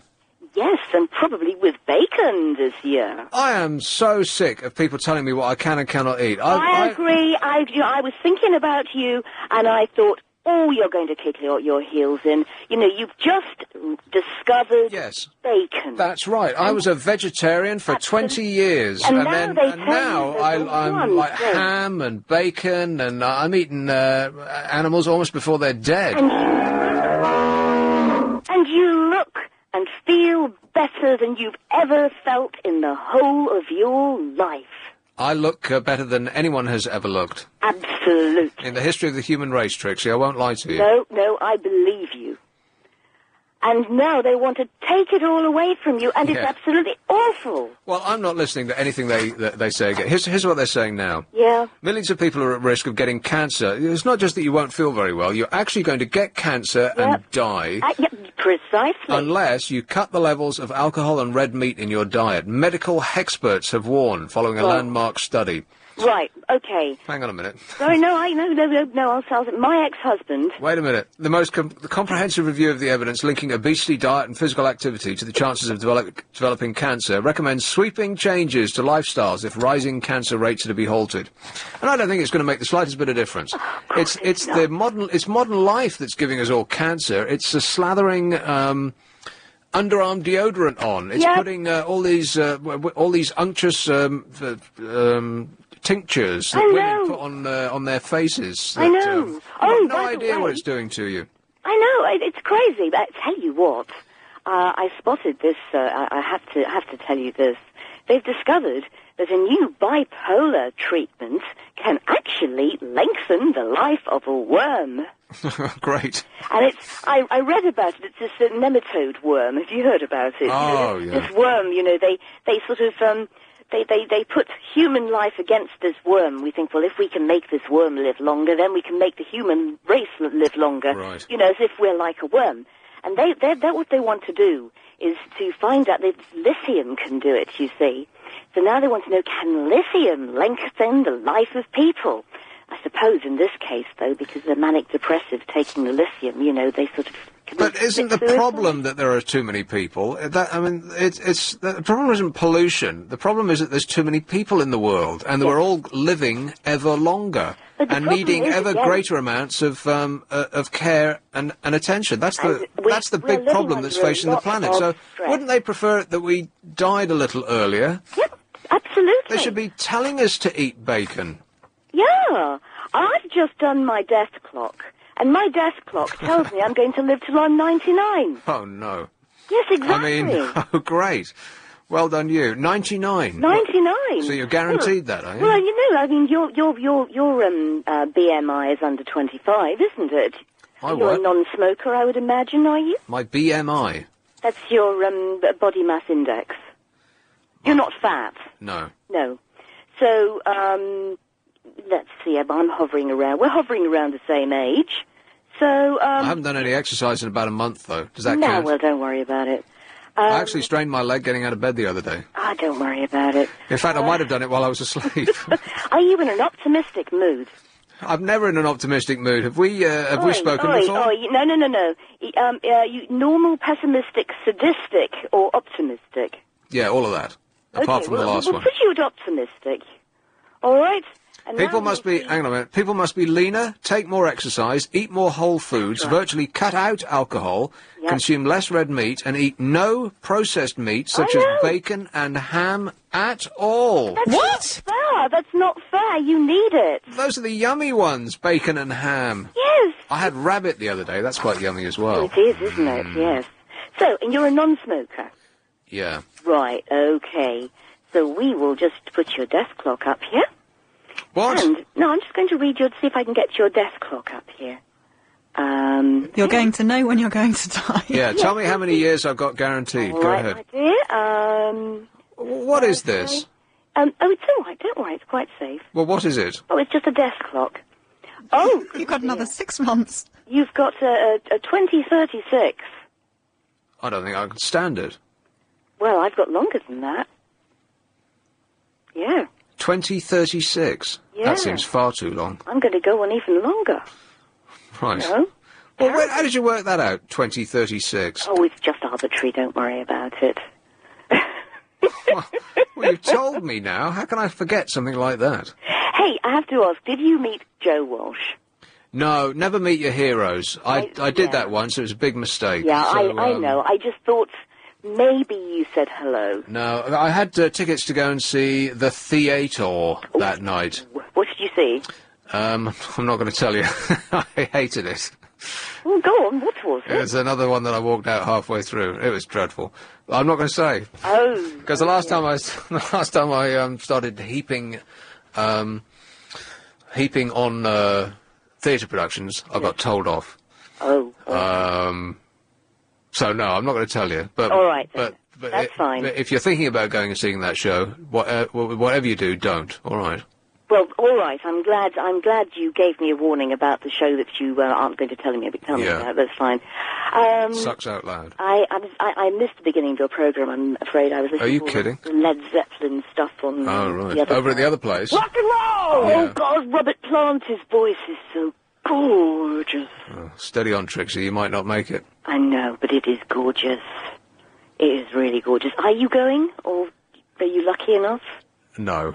People like me don't get invited to things like that. What about people like me who don't have any money? People like you really don't, no. Oh, God. You are no one, Trixie, and you're going to stay that way for a very long time, apparently. Oh, but I can Google my name and I come up. Yeah, look up yourself in the comfort of your own home. I do. You're a very bad woman. I am a very, very bad woman. What was the date of my death, by the way? Well... What day of the week is it? I didn't have the correct date of birth. I hope it's not a Saturday. No, it says Thursday. Oh, Thursday, that's all right. Thursday, November the 22nd, 2036. Yeah, you get most of the week. But it was based on my birthday. Just miss out on the If you weekend. want to do a correct one, I can do a correct one. Yeah, okay. One with more accuracy, you mean? Well, if you'd like me to do one. No, that's all right. All right. So who's the most popular female singer of all time? I've said Billie Holiday, I've said Judy Garland. It's not Frank Sinatra. No, not Frankie, no. Oh, not Liza Minnelli. Liza Minnelli, you say? Oh, my God. No, it's not her either. No. But thanks for playing, Trixie. Oh, you're welcome. Cheers, my dear. Bye. Ta-ta. Who's the most popular female singer of all time? I double dare you to get this right. Well, it has to be somebody modern. Yeah. I would say Madonna. Has she had the most? Well, that's what I would number have said as well. And then, if it wasn't Madonna, I would say Diana Ross, which would also be an excellent suggestion. Clearly, it's not either of them. And if it wasn't Diana Ross, then I'd start to go left field and think, who's that annoying Irish woman who, at the year-end, you know when the Sunday Times does the richest list thing, and they always break it up into show business and the Irish millionaires, and that irritating. The Cause? No, even worse than that. That woman who does does that dreadful background music that people meditate to from Ireland. What's she called? I don't know. What does she look like? I've got no idea. I don't think anybody has any idea. She looks like she. Is she it anyway? Is she it? The most popular. Oh. No, but that's what I would... Enya! That's right, Enya! Enya's great. Oh, yeah, she's great. She grates. Not her either, but she sells... how? No one has any idea, but she sells records, I think, more than you too. It's incredible the amount of money that she's making. So, Enya. Anyway. It's not her. It's not Shirley Bassey. Well, who is that? It's not Madonna. It's certainly not Kylie Minogue. Not Britney. Can't be. Well, in desperation, that's what I would have said as well. Britney Spears. But no, it ain't her. Despite the fact that she still somehow is earning £350,000 a month. I don't believe that. I'd like not to believe it. It can't be true. Well, it let's will make hope me not. feel better. Yeah, yeah. We'd be feeling better all around. Yeah. Still no idea? No. On 97.3 DAB. Nick Abbot. Everything is going extremely well. Trouble in Pakistan. Well, that's a surprise, isn't it?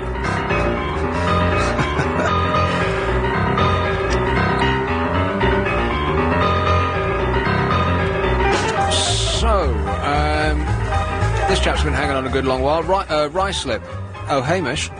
Hiya. Hamish. How you doing? All right, thanks. Okay, so you've been talking loads tonight about aircraft and Christmas and whatever. Yeah. I was listening to your conversation firstly about Christmas. I remember back in the 70s when I used to get an apple and an orange in a colouring book, and I was happy. They were grand in the old days, weren't they? They were right grand. I still only get 2 or 3 Christmas presents now. You got an orange, I only got a Satsuma. You were lucky. They were luxury, those Satsuma. Yeah, that's right. They are a luxury item, yeah. Anyway, about aircraft, do you know what really amazes me? Is people buy houses under the flight paths of aircraft. They live near airfields. I mean, I work at an airfield, and they complain about noise. We put air shows on once a year, and we get something in the region of 150 complaints because we get big fighter jets coming in and whatever. Yeah, well, they are the loudest thing that's ever been invented. I know they are. I know. I mean, it's about time they actually invented quiet jets. Yeah, yes. The technology that we're using to power ourselves past walking speed is 100 years old. I know. It's unbelievable. It's like motorbikes. Motorbikes are the same. Doesn't it really annoy you when you get these horrible 50cc hairdryers making such a racket going down the road? Can anyone explain to me why motorbikes make so much noise? I mean, the engines are so much smaller than cars, and yet the racket they make is unbelievable. Is it just because they like it being noisy? It makes it seems it makes them feel hard, or what? Well, funny enough, Honda, one of the big motorcycle dealers, has actually turned around and said that their motorbikes are far too noisy, they're 50cc, so they're actually going to stop making them. Well, it's not the small ones that are the problem. I mean, Harley-Davidsons, for example, a perfect case in point, a ludicrous machine that sounds like the Earth is splitting in two. Why? Yep. For what possible reason? For some, for the fat accountant who's sitting on top of it to make him feel like he's a rebel. You ain't Marlon Brando. Yeah, I mean, I know exactly how you feel, because I do actually drive a motorbike, but mine is really, really quiet. I've got one of the new ones which has come out this year. I know they can do it, because I heard somebody get on a BMW bike the other day, and he sped off into the distance, you could barely hear the machine, and... Oh, I'm going to sneeze. Bless you. Oh. Oh, that was, I've never had so much fun. Bless you. Okay, yeah, I mean, it's just... How was it for you, by the way? Oh, it was fine. Okay. It's all right, I'm on a 12-hour shift, so... You've had better. Right. Yes. Yeah, so that's one thought that people can try and come up with an idea is, why do they make motorbikes so noisy? Yeah. I think it must be. It's a hard thing. It makes them feel hard if it's really, really loud. Yeah. There can't be any other reason. I mean, I know car manufacturers tune the sound of the exhaust, and some sound fantastic, and some, well, they don't have, they're sort of tuned to make as little noise as possible. But motorbikes, how can an engine that small make that much noise? I don't get it. I reckon it's a safety thing. I reckon they've made it so noisy that people can actually hear you coming. Right. But the only trouble is that certain people drive their motorbikes so fast, it's like an aircraft. It's like Concorde. You hear it, but you don't see it because it's gone past before the noise. Well, you're making a lot of sense, Hamish. Thanks a lot, mate.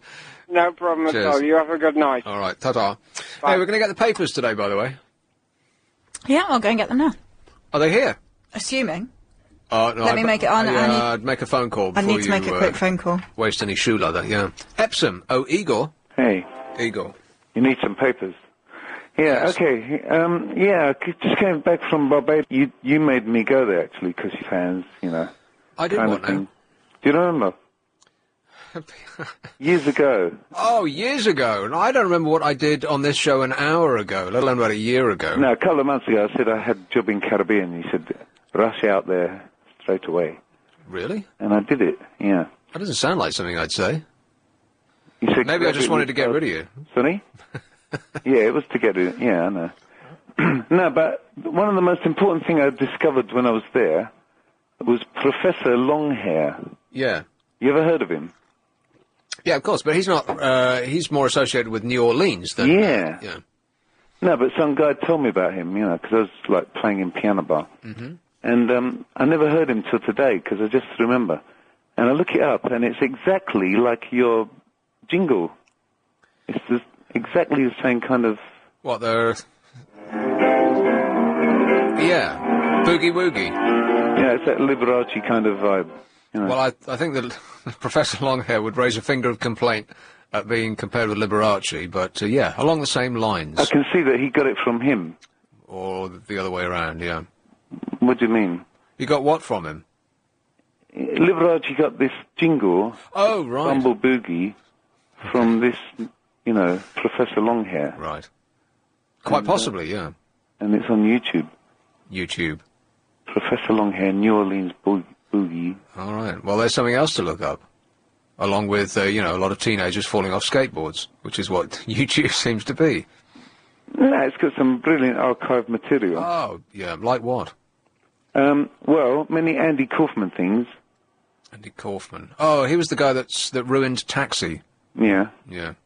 Unfunny. Next. The Bee Gees walking off Clive Anderson. That was also not funny. He was just, well, walking off was extreme, but he was,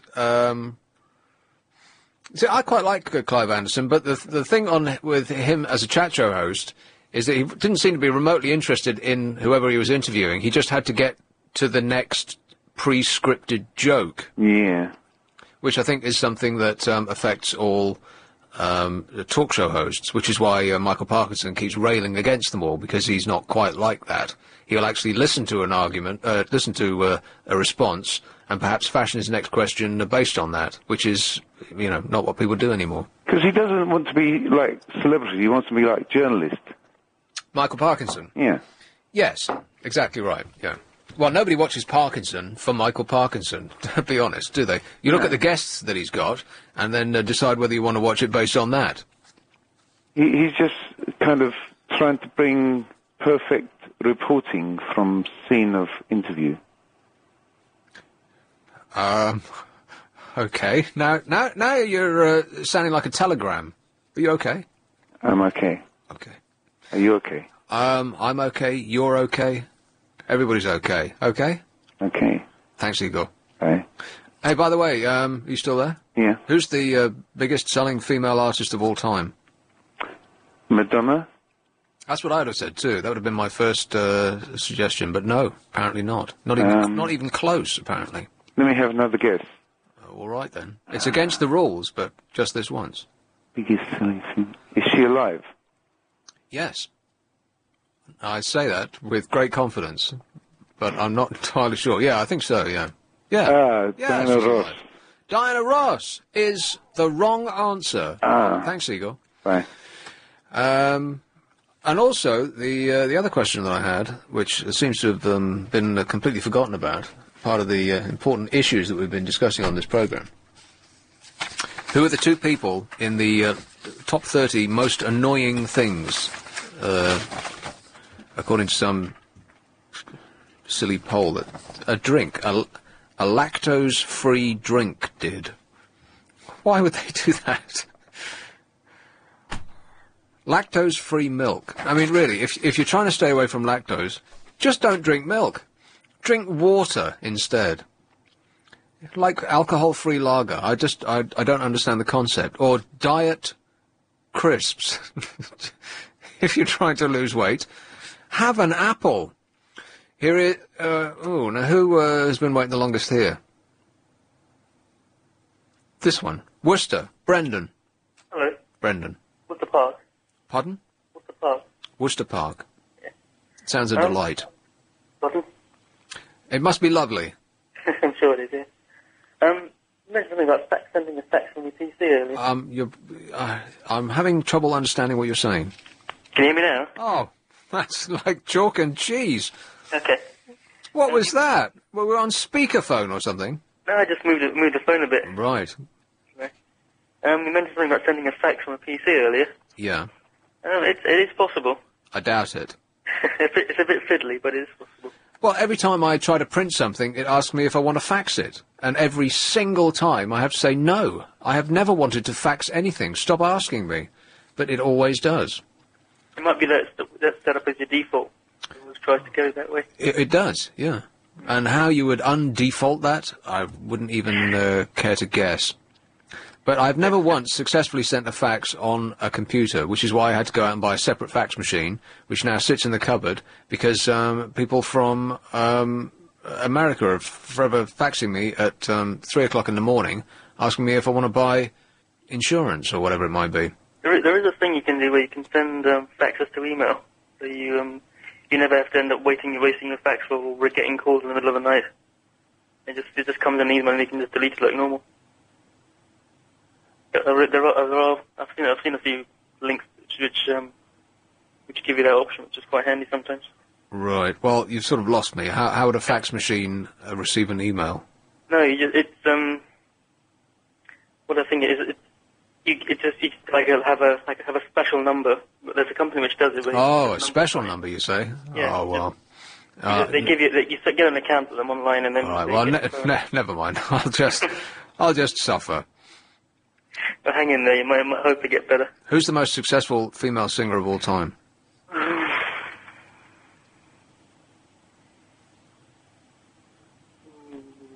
Mariah? Mariah Carey. Now, there's a name that we haven't had yet. No, but thanks for playing. Here is Knightsbridge. Hello, Paul. Hello. Paul. How are you? All right, the papers have come in, and they weigh the size... Well, they weigh as much as an elephant, really. They just keep getting bigger and bigger. Cool. Listen, I haven't got long, but I think I know the... Have you checked your death clock? No, I have, actually. Have you? I've done that about 2 months ago, and I think I'm going to die in about 12 years' time. Coming to the end of your useful existence. I wouldn't go so far as to say useful. Well, no, I didn't say youthful. I said useful. Yes, that's what I said. Oh, right. But I think I know the largest selling female doodah what's it of all time. Now, how do you, before you say it, how do you know? Because I think I saw her on a chat show about 2 months ago. Right. And do I win a prize? I'm glad you asked that, Paul. No. Oh, bother. Okay, well, I'll hazard a guess at the lovely Nana Muscuri. Can you believe that? Nana Muscuri Nana Muscuri is the biggest selling female artist of all time. What? Yes. Nana Muscuri. Isn't that upsetting? Not at all, no. I think she's a classic singer. Shut up. Okay. A classic singer? Yeah. Right. Name one of her songs. Those were the days, my friends. I thought they'd never end. Those were the days. I couldn't name one of her songs. Well, that was one, wasn't it? I don't believe so. I'm sure that was. But she sung songs in about who was that, 7 then? or 8 different languages and had number ones in like 1 million different countries. Yeah. So I think she's done well. The girl's done good. Hasn't she done well? Yeah. Yeah. Well done, Nana. Or Nana. Or Nana, yeah. Okay, thanks, Paul. No probs. Spoilt my game. Nana Muscuri, the biggest selling female artist of all time. Oh, I think I know who that is. Wasn't she the one that sung 7 Seconds? I thought that she was the one that sang Those Were the Days, My Friends. I thought they'd never end. Well, who was that? Don't know. Don't think it was her. Look Name that it up. someone. 7 seconds away. That one. No, that was Nina. No, it wasn't Cherry. Nina. Oh.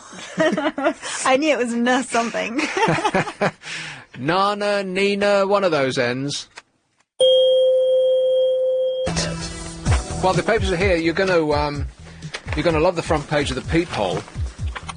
I think the Star and the Peephole are the only two papers that have actually made significant advances in the last year or so, particularly the Star on Sunday, which I think has put on something like 25% year on year, which is incredible because every other newspaper on Sunday has gone down. In fact, all newspapers generally are on a slow descent to death. Nobody's reading papers anymore under the age of, 40. People are looking at them online, and eventually they're going to have to start charging for the online thing. I know there's certain newspapers are, but why give away your product when you're asking people to go and buy it? But soon people just are going to stop buying. I mean, you can see the end of industries that really have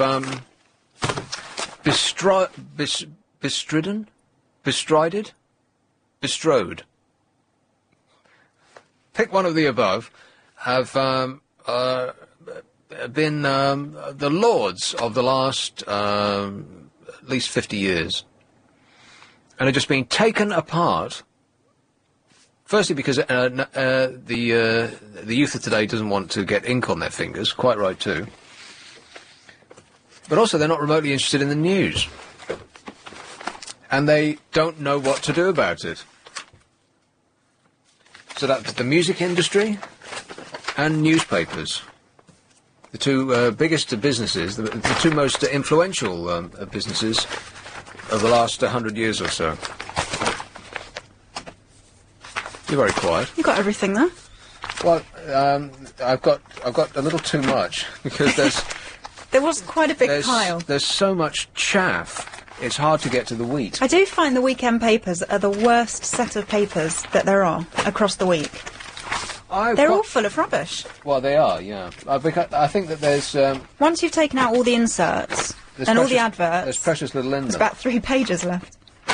They're in a race not to get left behind in the weight... they don't want to be... Who? Huh? Who's they? The papers. Oh. Each individual paper is in a I don't know what I'm trying to say here. Cocoon? No. Stop trying to guess. It's an arms race. Nobody wants to get left behind in an arms race. That's exactly what's going on here. One paper will have a gardening supplement. So now they've all got to have a gardening supplement. You don't need a gardening supplement. It might become very popular. Just stick it in the homes section. We'll find it. Here's the... it bulks the paper out there, doesn't it? Yes, exactly right. It makes you feel as though you're getting good value for money. But what you actually read from it, you could do in the space of an hour. I chuck all the inserts away. Do you? Well, which paper do you get? A few of them. Get the Mail, mostly. You get the Mail? But on Sunday, they're all terrible. No, that's not true. No, with all the inserts. No, mind you, I read the Mail, the You magazine. But that's it. I don't read any of the Don't you get others. offended, as a woman, that women's magazines are so unutterably silly? No, why would I? What? Huh? Why would I get offended by that? Well, because women's magazines are silly. Yes, but they treat you like you're idiots.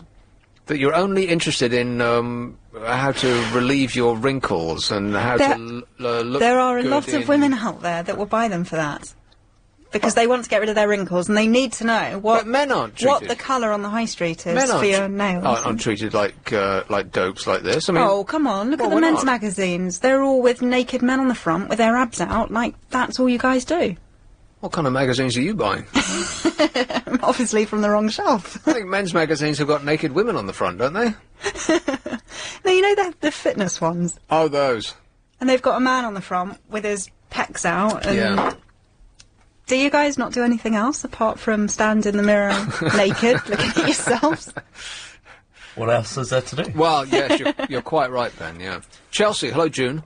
Hello, I just wanted to know, fancy you not knowing Marianne Faithfull with the song you were singing?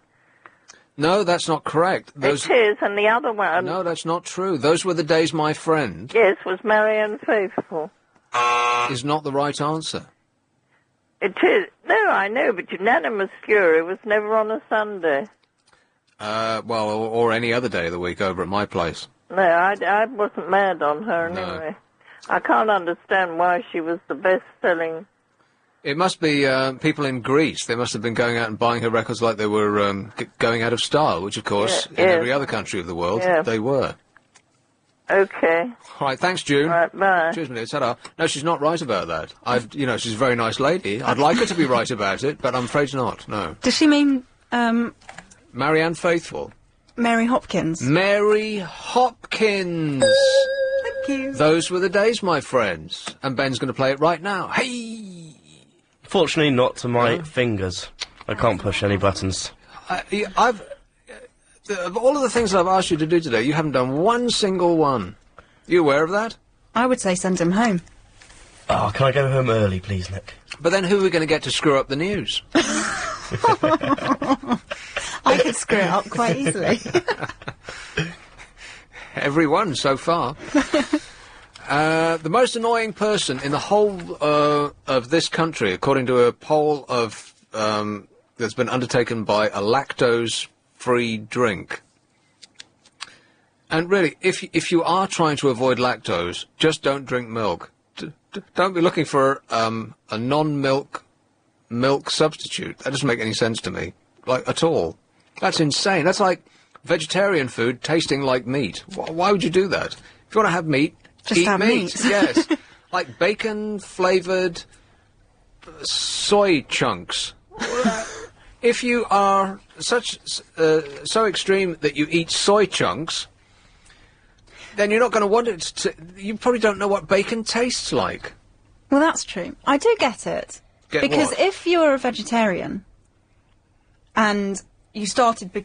So let's say you became vegetarian at 15, but you actually loved the taste of meat, but you thought ethically it was wrong.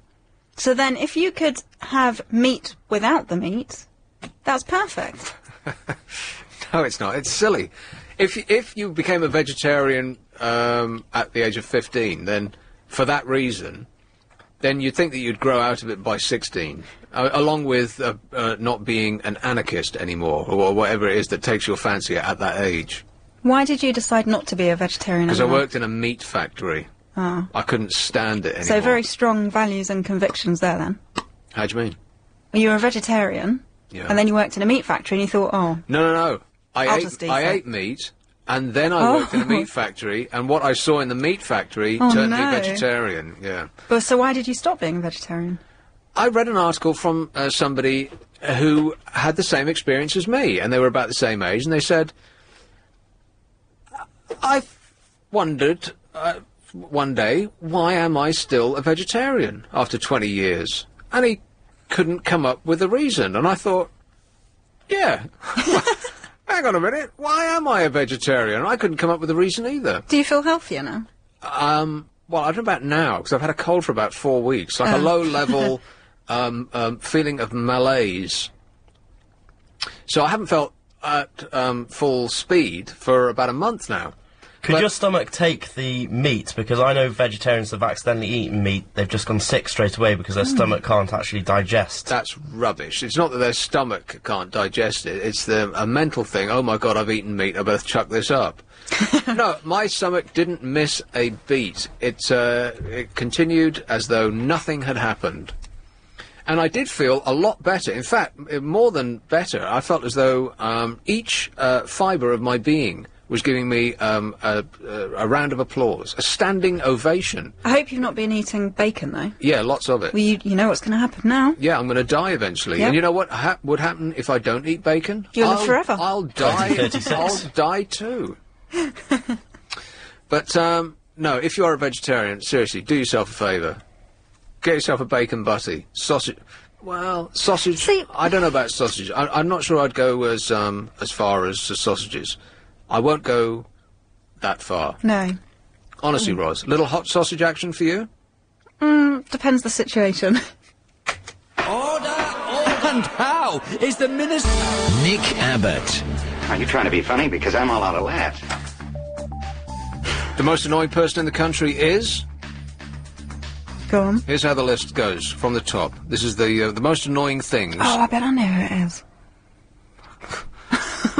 From the Esher adverts. What's his name again? Michael Winner. Oh, Yes. Michael Winner. He's got to be on there. Actually, I find him Irritating. amusing in a cartoon-like way. He's hilarious. I like his column in the back of the news review on the Sunday Times. He didn't sound so well on one of the clips that you played Well, he's earlier not. on. He's got cancer. No, he hasn't. No, Yes, I he don't does. think so. Well, he I- was very ill. Well, he had something wrong with his leg. In Barbados, he had Yeah. some rare condition or something. He ate some dodgy prawn or something like that. I think that's exactly what it was. He lost a lot of weight, and now he's got a book to tell us how to lose a lot of weight. Brilliant. Spent a lot of Eat time dodgy in hospital. food. Yeah. Okay, the number one most annoying thing, according to this stupid survey, cold callers, then tailgaters. Every so often that somebody is right up your exhaust pipe, and you do want to slam your brakes on just to... sounds ridiculous, but just to teach them a lesson, which won't do you any favours, because they'll be smashed into the back of your car. But, you know, in the absence of a gun in your glove box, what are you going to do? Number 3, queue jumpers. Number 4, slow internet connections. Drivers doing 50 mile an hour in the outside lane. Very annoying. Well, not necessarily 50, but people who stick to the absolute speed limit in the outside in the outside lane, and do so because they think, well, I'm doing the absolute maximum speed limit, so I'm perfectly I had that tonight. it's perfectly reasonable for me to be here. People reading over your shoulder. That doesn't bother me. It does me. There's just something really unsettling about it. Unless I'm reading something really private, then I think it's really rude. It's just really rude. It's not that it's rude. There must be something more primal than that. It's you just feel really... You just can't stand it. Someone once shouted at me on the train. She said, I paid 20p for this newspaper. Hey, by the way, do you know that I bought the Sun in Berkshire the other day? It's not 20p in Berkshire. It's whatever the normal price is, 35p or whatever. They're only giving it away at 20p in London itself. Well, that's because we're all so poor here. We couldn't afford to pay more than 20p. I was quite surprised about that. I mean, where does where would that end? I mean, presumably in some parts you can get it in one shop on one side of the road, and on the other side of the road it's 15p more. But anyway, I digress. Stepping in dog mess, followed by... Who do you think it is? Oh, is this the person? Yeah. Kylie Minogue? No. Is it a man or Kylie woman? Minogue has apparently achieved sainthood in this country. Why? You don't get sainthood until after you die. I have no... no, Paul McCartney is a saint walking among us. So is Elton John, for some strange reason. And so is Kylie Minogue, and I don't get it. I mean, to me, she's... Who makes them saints? Huh? Who makes them saints? We do. How? The public does. How? I didn't make anyone a saint. Why are you questioning me on this? It's just something stupid I just said. This, of all the things that I've said tonight, you're going to nail me down on. Kerry Katona. Who's that? That irritating. From Atomic Kitten. Right. And that Iceland ad. That's really irritating. Yeah, She that is irritating. Well, she can't say Longesteins. Huh? The ad. But she can't say Longesteins. What's Longesteins? They're big prawns. I don't eat prawns. I don't know. You'll end up like Michael Winner. This is a rerun of that ad. She can't say it. So what's that then? Oh, they're big posh prawns. Her accent's annoying. Dog owners who don't clear up after their dog, Jehovah's That's me. Witnesses, skinny people who complain how fat they are, feeling bloated, automated phone systems, chavs, able-bodied people who park in disabled bays, Nothing wrong with that. noisy eaters, middle lane hoggers, the smoking ban, noisy neighbours. That would be right up there at number one for me. Noisy neighbours. Any kind of noise outside of where I'm living, and I don't care who it is or what it is, particularly dogs. I just can't stand it. Drives me up the wall. I did have someone playing loud music at 7:30 in the morning the other day, and I had to knock on the wall. They did turn it off, though. Huh. It might have been coincidence. No, I waited till in between each track, and then bashed. Junk mail. That doesn't bother me at all. You just throw it away. Who cares about junk mail?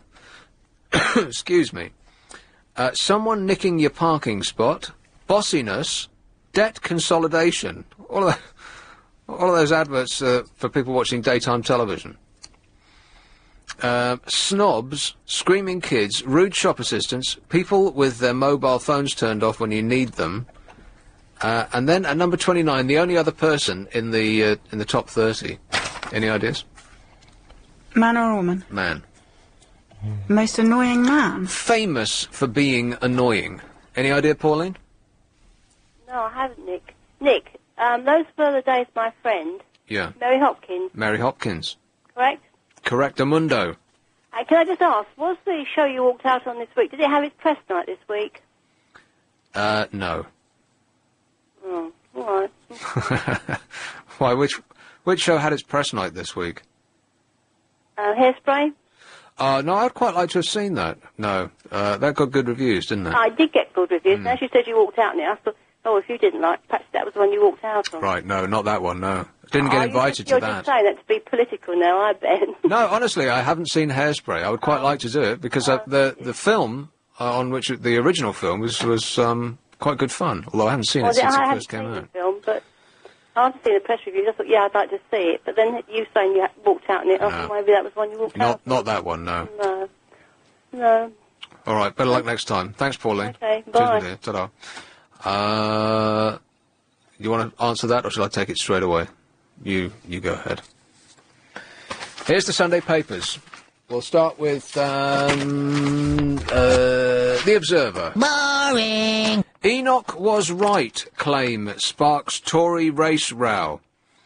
It's interesting that the topic of race and immigration in general was the one thing that no politician would touch with a barge pole. They all pretended that it didn't exist and that there were no problems, nothing to see here. And then David Cameron actually got the balls to say something about it. And he wasn't he wasn't acting like Enoch Powell. He wasn't talking about rivers of blood or anything like that. He said some quite sensible things. And then suddenly, it's the only thing that anybody wants to talk about. He's opened the floodgates. David Cameron was facing a row over race last night after a candidate in a high-profile seat praised Enoch Powell for his notorious Rivers of Blood speech, which warned that Britain was literally mad to allow widespread immigration. Blah, blah, blah. They're giving away Nigel Slater recipe cards. Who? Nigel Slater, whoever that is. Who's Nigel Slater, Winsome? Oh, hello. Hello. I don't know. The actor. No idea. Some chef. Oh, there you go. I've no idea who he is. I wouldn't pick him out of a lineup, no. So, what's up, Winsome? What is up? I'm absolutely incensed because the lady that's there with you, you've just said about the most annoying things that happen, and you said something about parking in disabled bays. She says there's nothing wrong with that. Yeah. Am I right? Did I hear correctly? I think if I didn't, I apologise. She actually did say that. Yes. Okay. And why does she? Sorry. What is her name? Sorry. Ros. I'm scared now. Ros. You should be. Ros. Yeah. Hello, Ros. Winsome here. Hello, Winsome. Okay. Why do you think it's okay to park in a disabled bay? Yeah, Ros. Why do you think it's okay? Well, if you're popping into a shop... Yeah. And that's the only space there. If I were you, if I was standing in the hole that you're standing in, Ros, I would stop digging. No, but the thing is, when you get out of the car, it's okay if you limp into the shop. Right. Because then it looks like you're disabled. And still she digs. Right. Continue. You run in, you buy what you need, you run out. Okay. And that's it. Right. And, okay, then that's a scenario. So you've hopped into the shop, and you've waited maybe 5 minutes to get served, but a genuine person in a wheelchair needs that parking space. When you're writing the letter of complaint, Winsome, it's R-O-Z. No, but think about it. Somebody who's genuinely in a wheelchair... One second, needs that Winsome. space. Generally, I only park in disabled spots if it's at Tesco's or Sainsbury's, where there's loads anyway. Are you kidding? You park in disabled spots? No, because... You are joking, right? Look at it this way. Say you're joking, because you're gonna get a tidal wave of upset. Right, look at it Safe this or way. not? Now, can I just say something? Go on, Em. If, right, a disabled bay, for somebody, not everybody uses wheelchairs, but somebody does use a wheelchair, for example, there is no way they have the option of parking it in a general parking bay because they cannot open their doors wide enough to get their wheelchair out. True. The wheelchair Winsome, you don't... Winsome, can I just jump in with something? No, can I be the the voice of sanity in the middle here? Winsome, everything you've just said is completely correct. Right. Everything that Ros has been saying, I'm almost certain she's making up just to be devilish. Well, I can say that you should be absolutely ashamed of yourself, Ross. I am. And hang your head in shame. The next time you park in a disabled bay, think to yourself, there's a genuine person out there that needs this bay, and think on one day you may be in a situation yourself where you need that parking bay. God forbid anything should happen to you. How would you feel then? Do think on. Hey, Winsome. And I speak from the heart because it really bugs me. Winsome. Yes? Who's the most annoying man in Britain, according to this silly poll that's just been conducted? Maybe. It's only just less annoying Ken Livingstone. than diarrhea. No? No, not Ken Livingstone, no. Okay, but thanks for then. playing. Cheers, my dear. Well, Ta-da. thank you. Bye. There, see? I hope you're ashamed of yourself. I'm ashamed of yourself. No, I'm only getting my own back on the people that have disabled badges and then park in a normal Honestly, bay Ros, if when I they were you, could park on a yellow seriously, line. if I were you, I would have stopped speaking a long time ago. Do you want me to I slap her? I don't think that's necessary. I would have just pretended that I was kidding and stopped speaking. I am. Okay. I've never parked in a disabled spot in my I think it's life. a little late now. The Sunday Times are giving away a poster. Who cares? Is that the best they can do? Unless they're advertising with us, in which case it's really fabulous and every wall should have one. Troops face £1,000 life cover bill. British soldiers going to war are to be charged private insurance premiums of up to £1,000 to make up for inadequate government compensation for death or injury. That is incredible.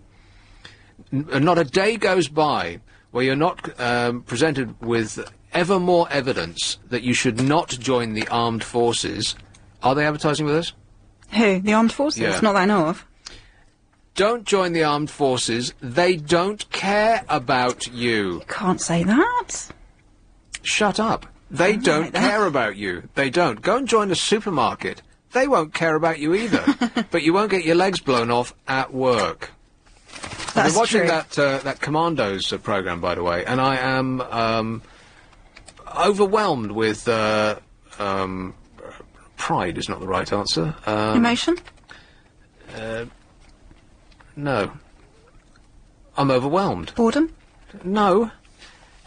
Just stop speaking, really. You've done enough damage. I'm just overwhelmed. I'll just end it there with admiration. That's the word I was going for. But it's as though we just don't care. We don't care as individuals, and we don't care as a nation. And the government certainly doesn't seem to care. Stop joining the armed forces. They don't care about you. They really don't. I mean, just pick up the newspapers on a daily basis. There's evidence. So you're not going to be signing up then? Not anytime soon, no. Teenagers who refuse to work face on-the-spot fines. Teenagers who refuse to work, attend training, or go to school will be issued with on-the-spot fines under government proposals. This is another one of these things that they say, I'm gonna, like a teenager, I'm gonna... How could you police something like that? Well, they won't. It's just another headline-grabbing initiative that won't be carried out. It's just another one of those, like I said, it's like, I'm gonna. They won't. They'll say that they will, but they won't. Same as that, I'm going to march, we're going to march them to cash points, and they won't do that either. Sunday Telegraph are giving away a free Led Zeppelin DVD. Rock and roll! Oh, Trixie was listening to Led Zeppelin before. Archbishop says, don't send children to jail. Archbishop of Canterbury is calling on the government to raise the age of criminal responsibility and stop putting young people and women in prison. Rubbish. No one's prepared to accept responsibility for anything they do in this country anymore, and this kind of infantilising everybody until they are, what? I mean, what's it going to be, like 18? Nothing you do below the age of 18, or indeed after, is your fault. It's always somebody else's fault. It's just, that's part of the problem. It's not the solution. The West condemns military clampdown in Pakistan. Yeah, big shock that there's more trouble in Pakistan. The Independent on Sunday are giving away... See, this is what I mean. All the Sunday papers give away rubbish. Nothing they're giving away. But they're always going their own particular way, aren't they, the Independent on Sunday? And they've got the headline on the front page that no one else has. Children and alcohol. Britain's deadly cocktail. Shock figures show 40% rise in just 1 year in underage drinkers receiving treatment. I wouldn't have thought that the word shock would be on the front page of the Independent on Sunday. That's more of a tabloid word, isn't it? I think normally you find when there's no news, they just all go with the alcohol stories on the front page. Well, there does seem to be a lack of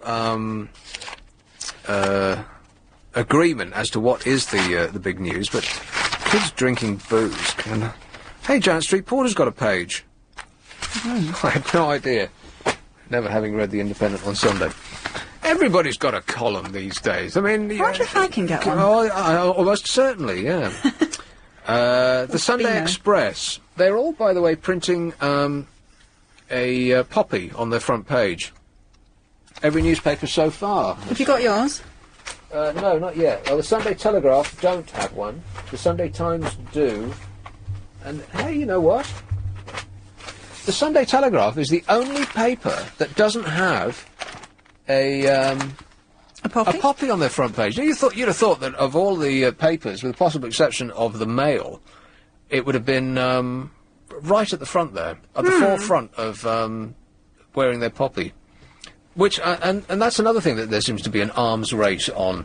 How long before the 11th can you wear a poppy on television? I mean, they start in August now. August.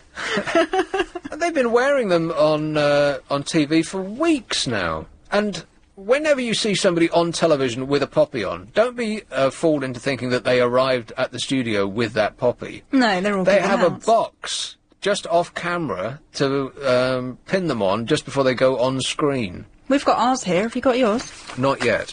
The Sunday Express. Madeleine McCann. They're giving away a camper van. The Express with Madeleine McCann? Yeah. They haven't gone with that before. They're giving away a camper van worth 28 grand. And picture of Posh Spice. She's on a diet to put weight on. How do people know these things? I don't know. I think they make it up. The Mail is giving away £250,000. They often come up with something that you actually want, don't they, in the mail? They had Prince CD. We're one of the first to get those papers. Do you think we're in with a good chance? No. They have the fireman story, which is, of course, very bad news. Migrant workers toil in our fields for £14 a day, which is one of the reasons that food in our supermarkets is so very cheap. We all owe them a great debt of gratitude. We all owe them £14 a day. Sunday Mirror aren't giving away anything. It's a bit of a shock. Macca and Stella mocked Heather's fake leg. Exclusive. Page 4 and 5.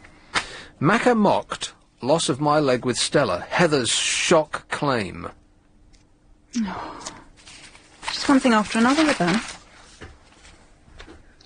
J-Lo is pregnant. Which everyone knew anyway. I think it was the big bump that gave it away.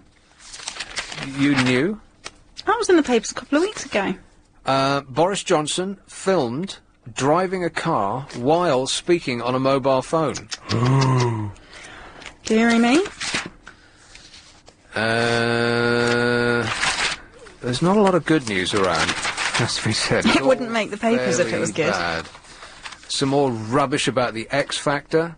They're going to start. I mean, you think that you've seen a lot of publicity about the X Factor. They're beginning to lose the ratings battle. They're going to, if it goes more like that, I bet they'll sack their publicity company. And do you watch it? No, I've weaned myself off rubbish television. I'm just not going to do that anymore. It's awful. I can't stand reality TV. No, if we as a nation said no more. Then they'd have to. Radio would they'd work. have to. Well, hold your breath. It's coming our way. The Daily Star giving away a Sex Pistols CD. Great. Huh. What? Well, I would quite like that. Well, you can take it then.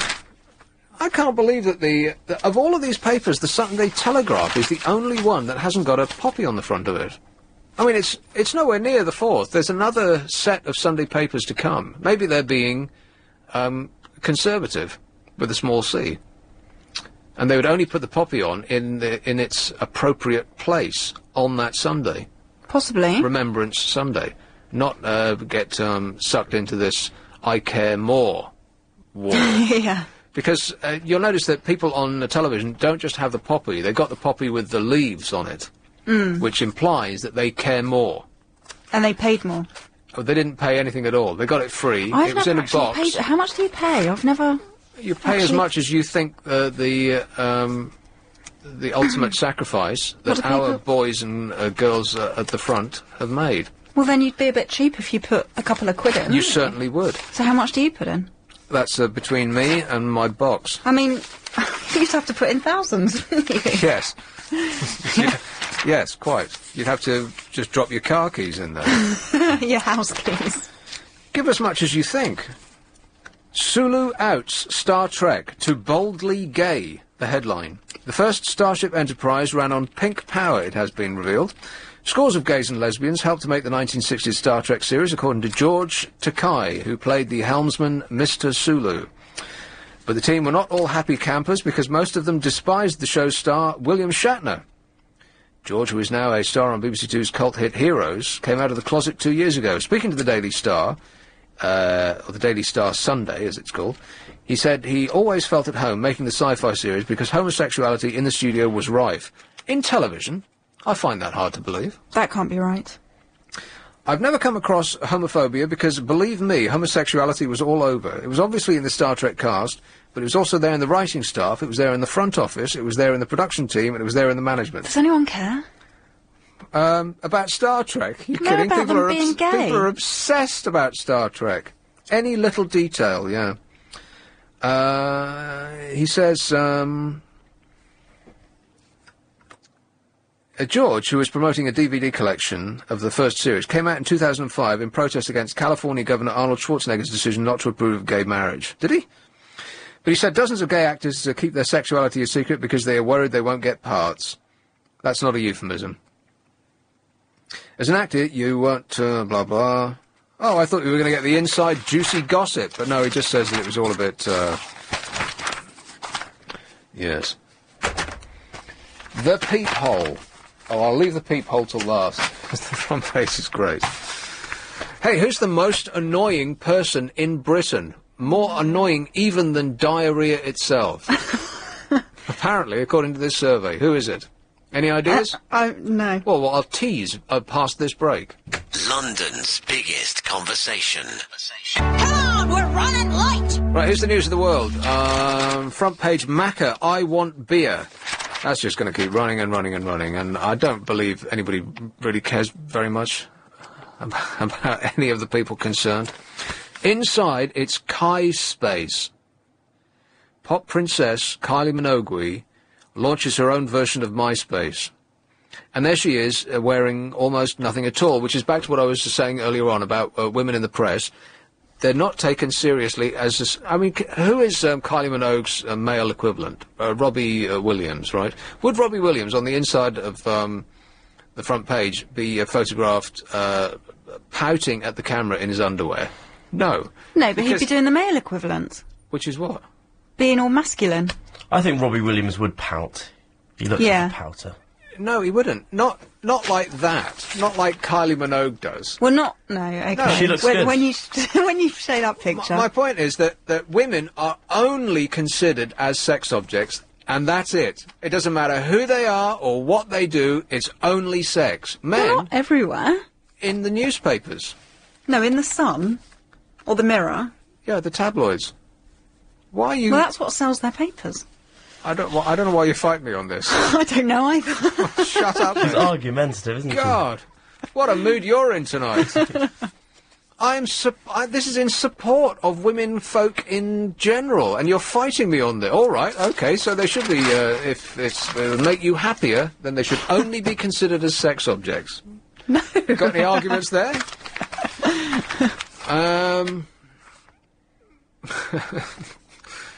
There's a picture on the front page of the Peephole that may or may not be the rudest picture that has ever been printed in any newspaper that has ever been printed in this country, and it's on the front page. Now, when I say it may or may not be, there's so many people in so many different positions that it's... I don't think I want to know this. Almost impossible to tell what's going on.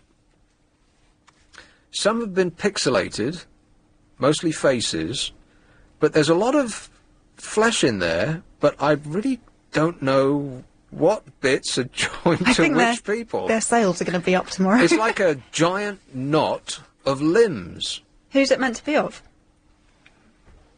Well, the headline, VIPs, 6 sex at Royal Pal Orgy. Now, you've got a lot of good stuff in that headline, never mind about the picture. You've got VIPs, sex, and royals, and orgy, all in the one headline. Their sales are going to be through the roof. Exclusive pictures that will rock Palace. Well, they may or may not rock the Palace, it depends. Because they may or may not be of human beings. You really can't tell. But go and have a peek anyway. On 97.3 DA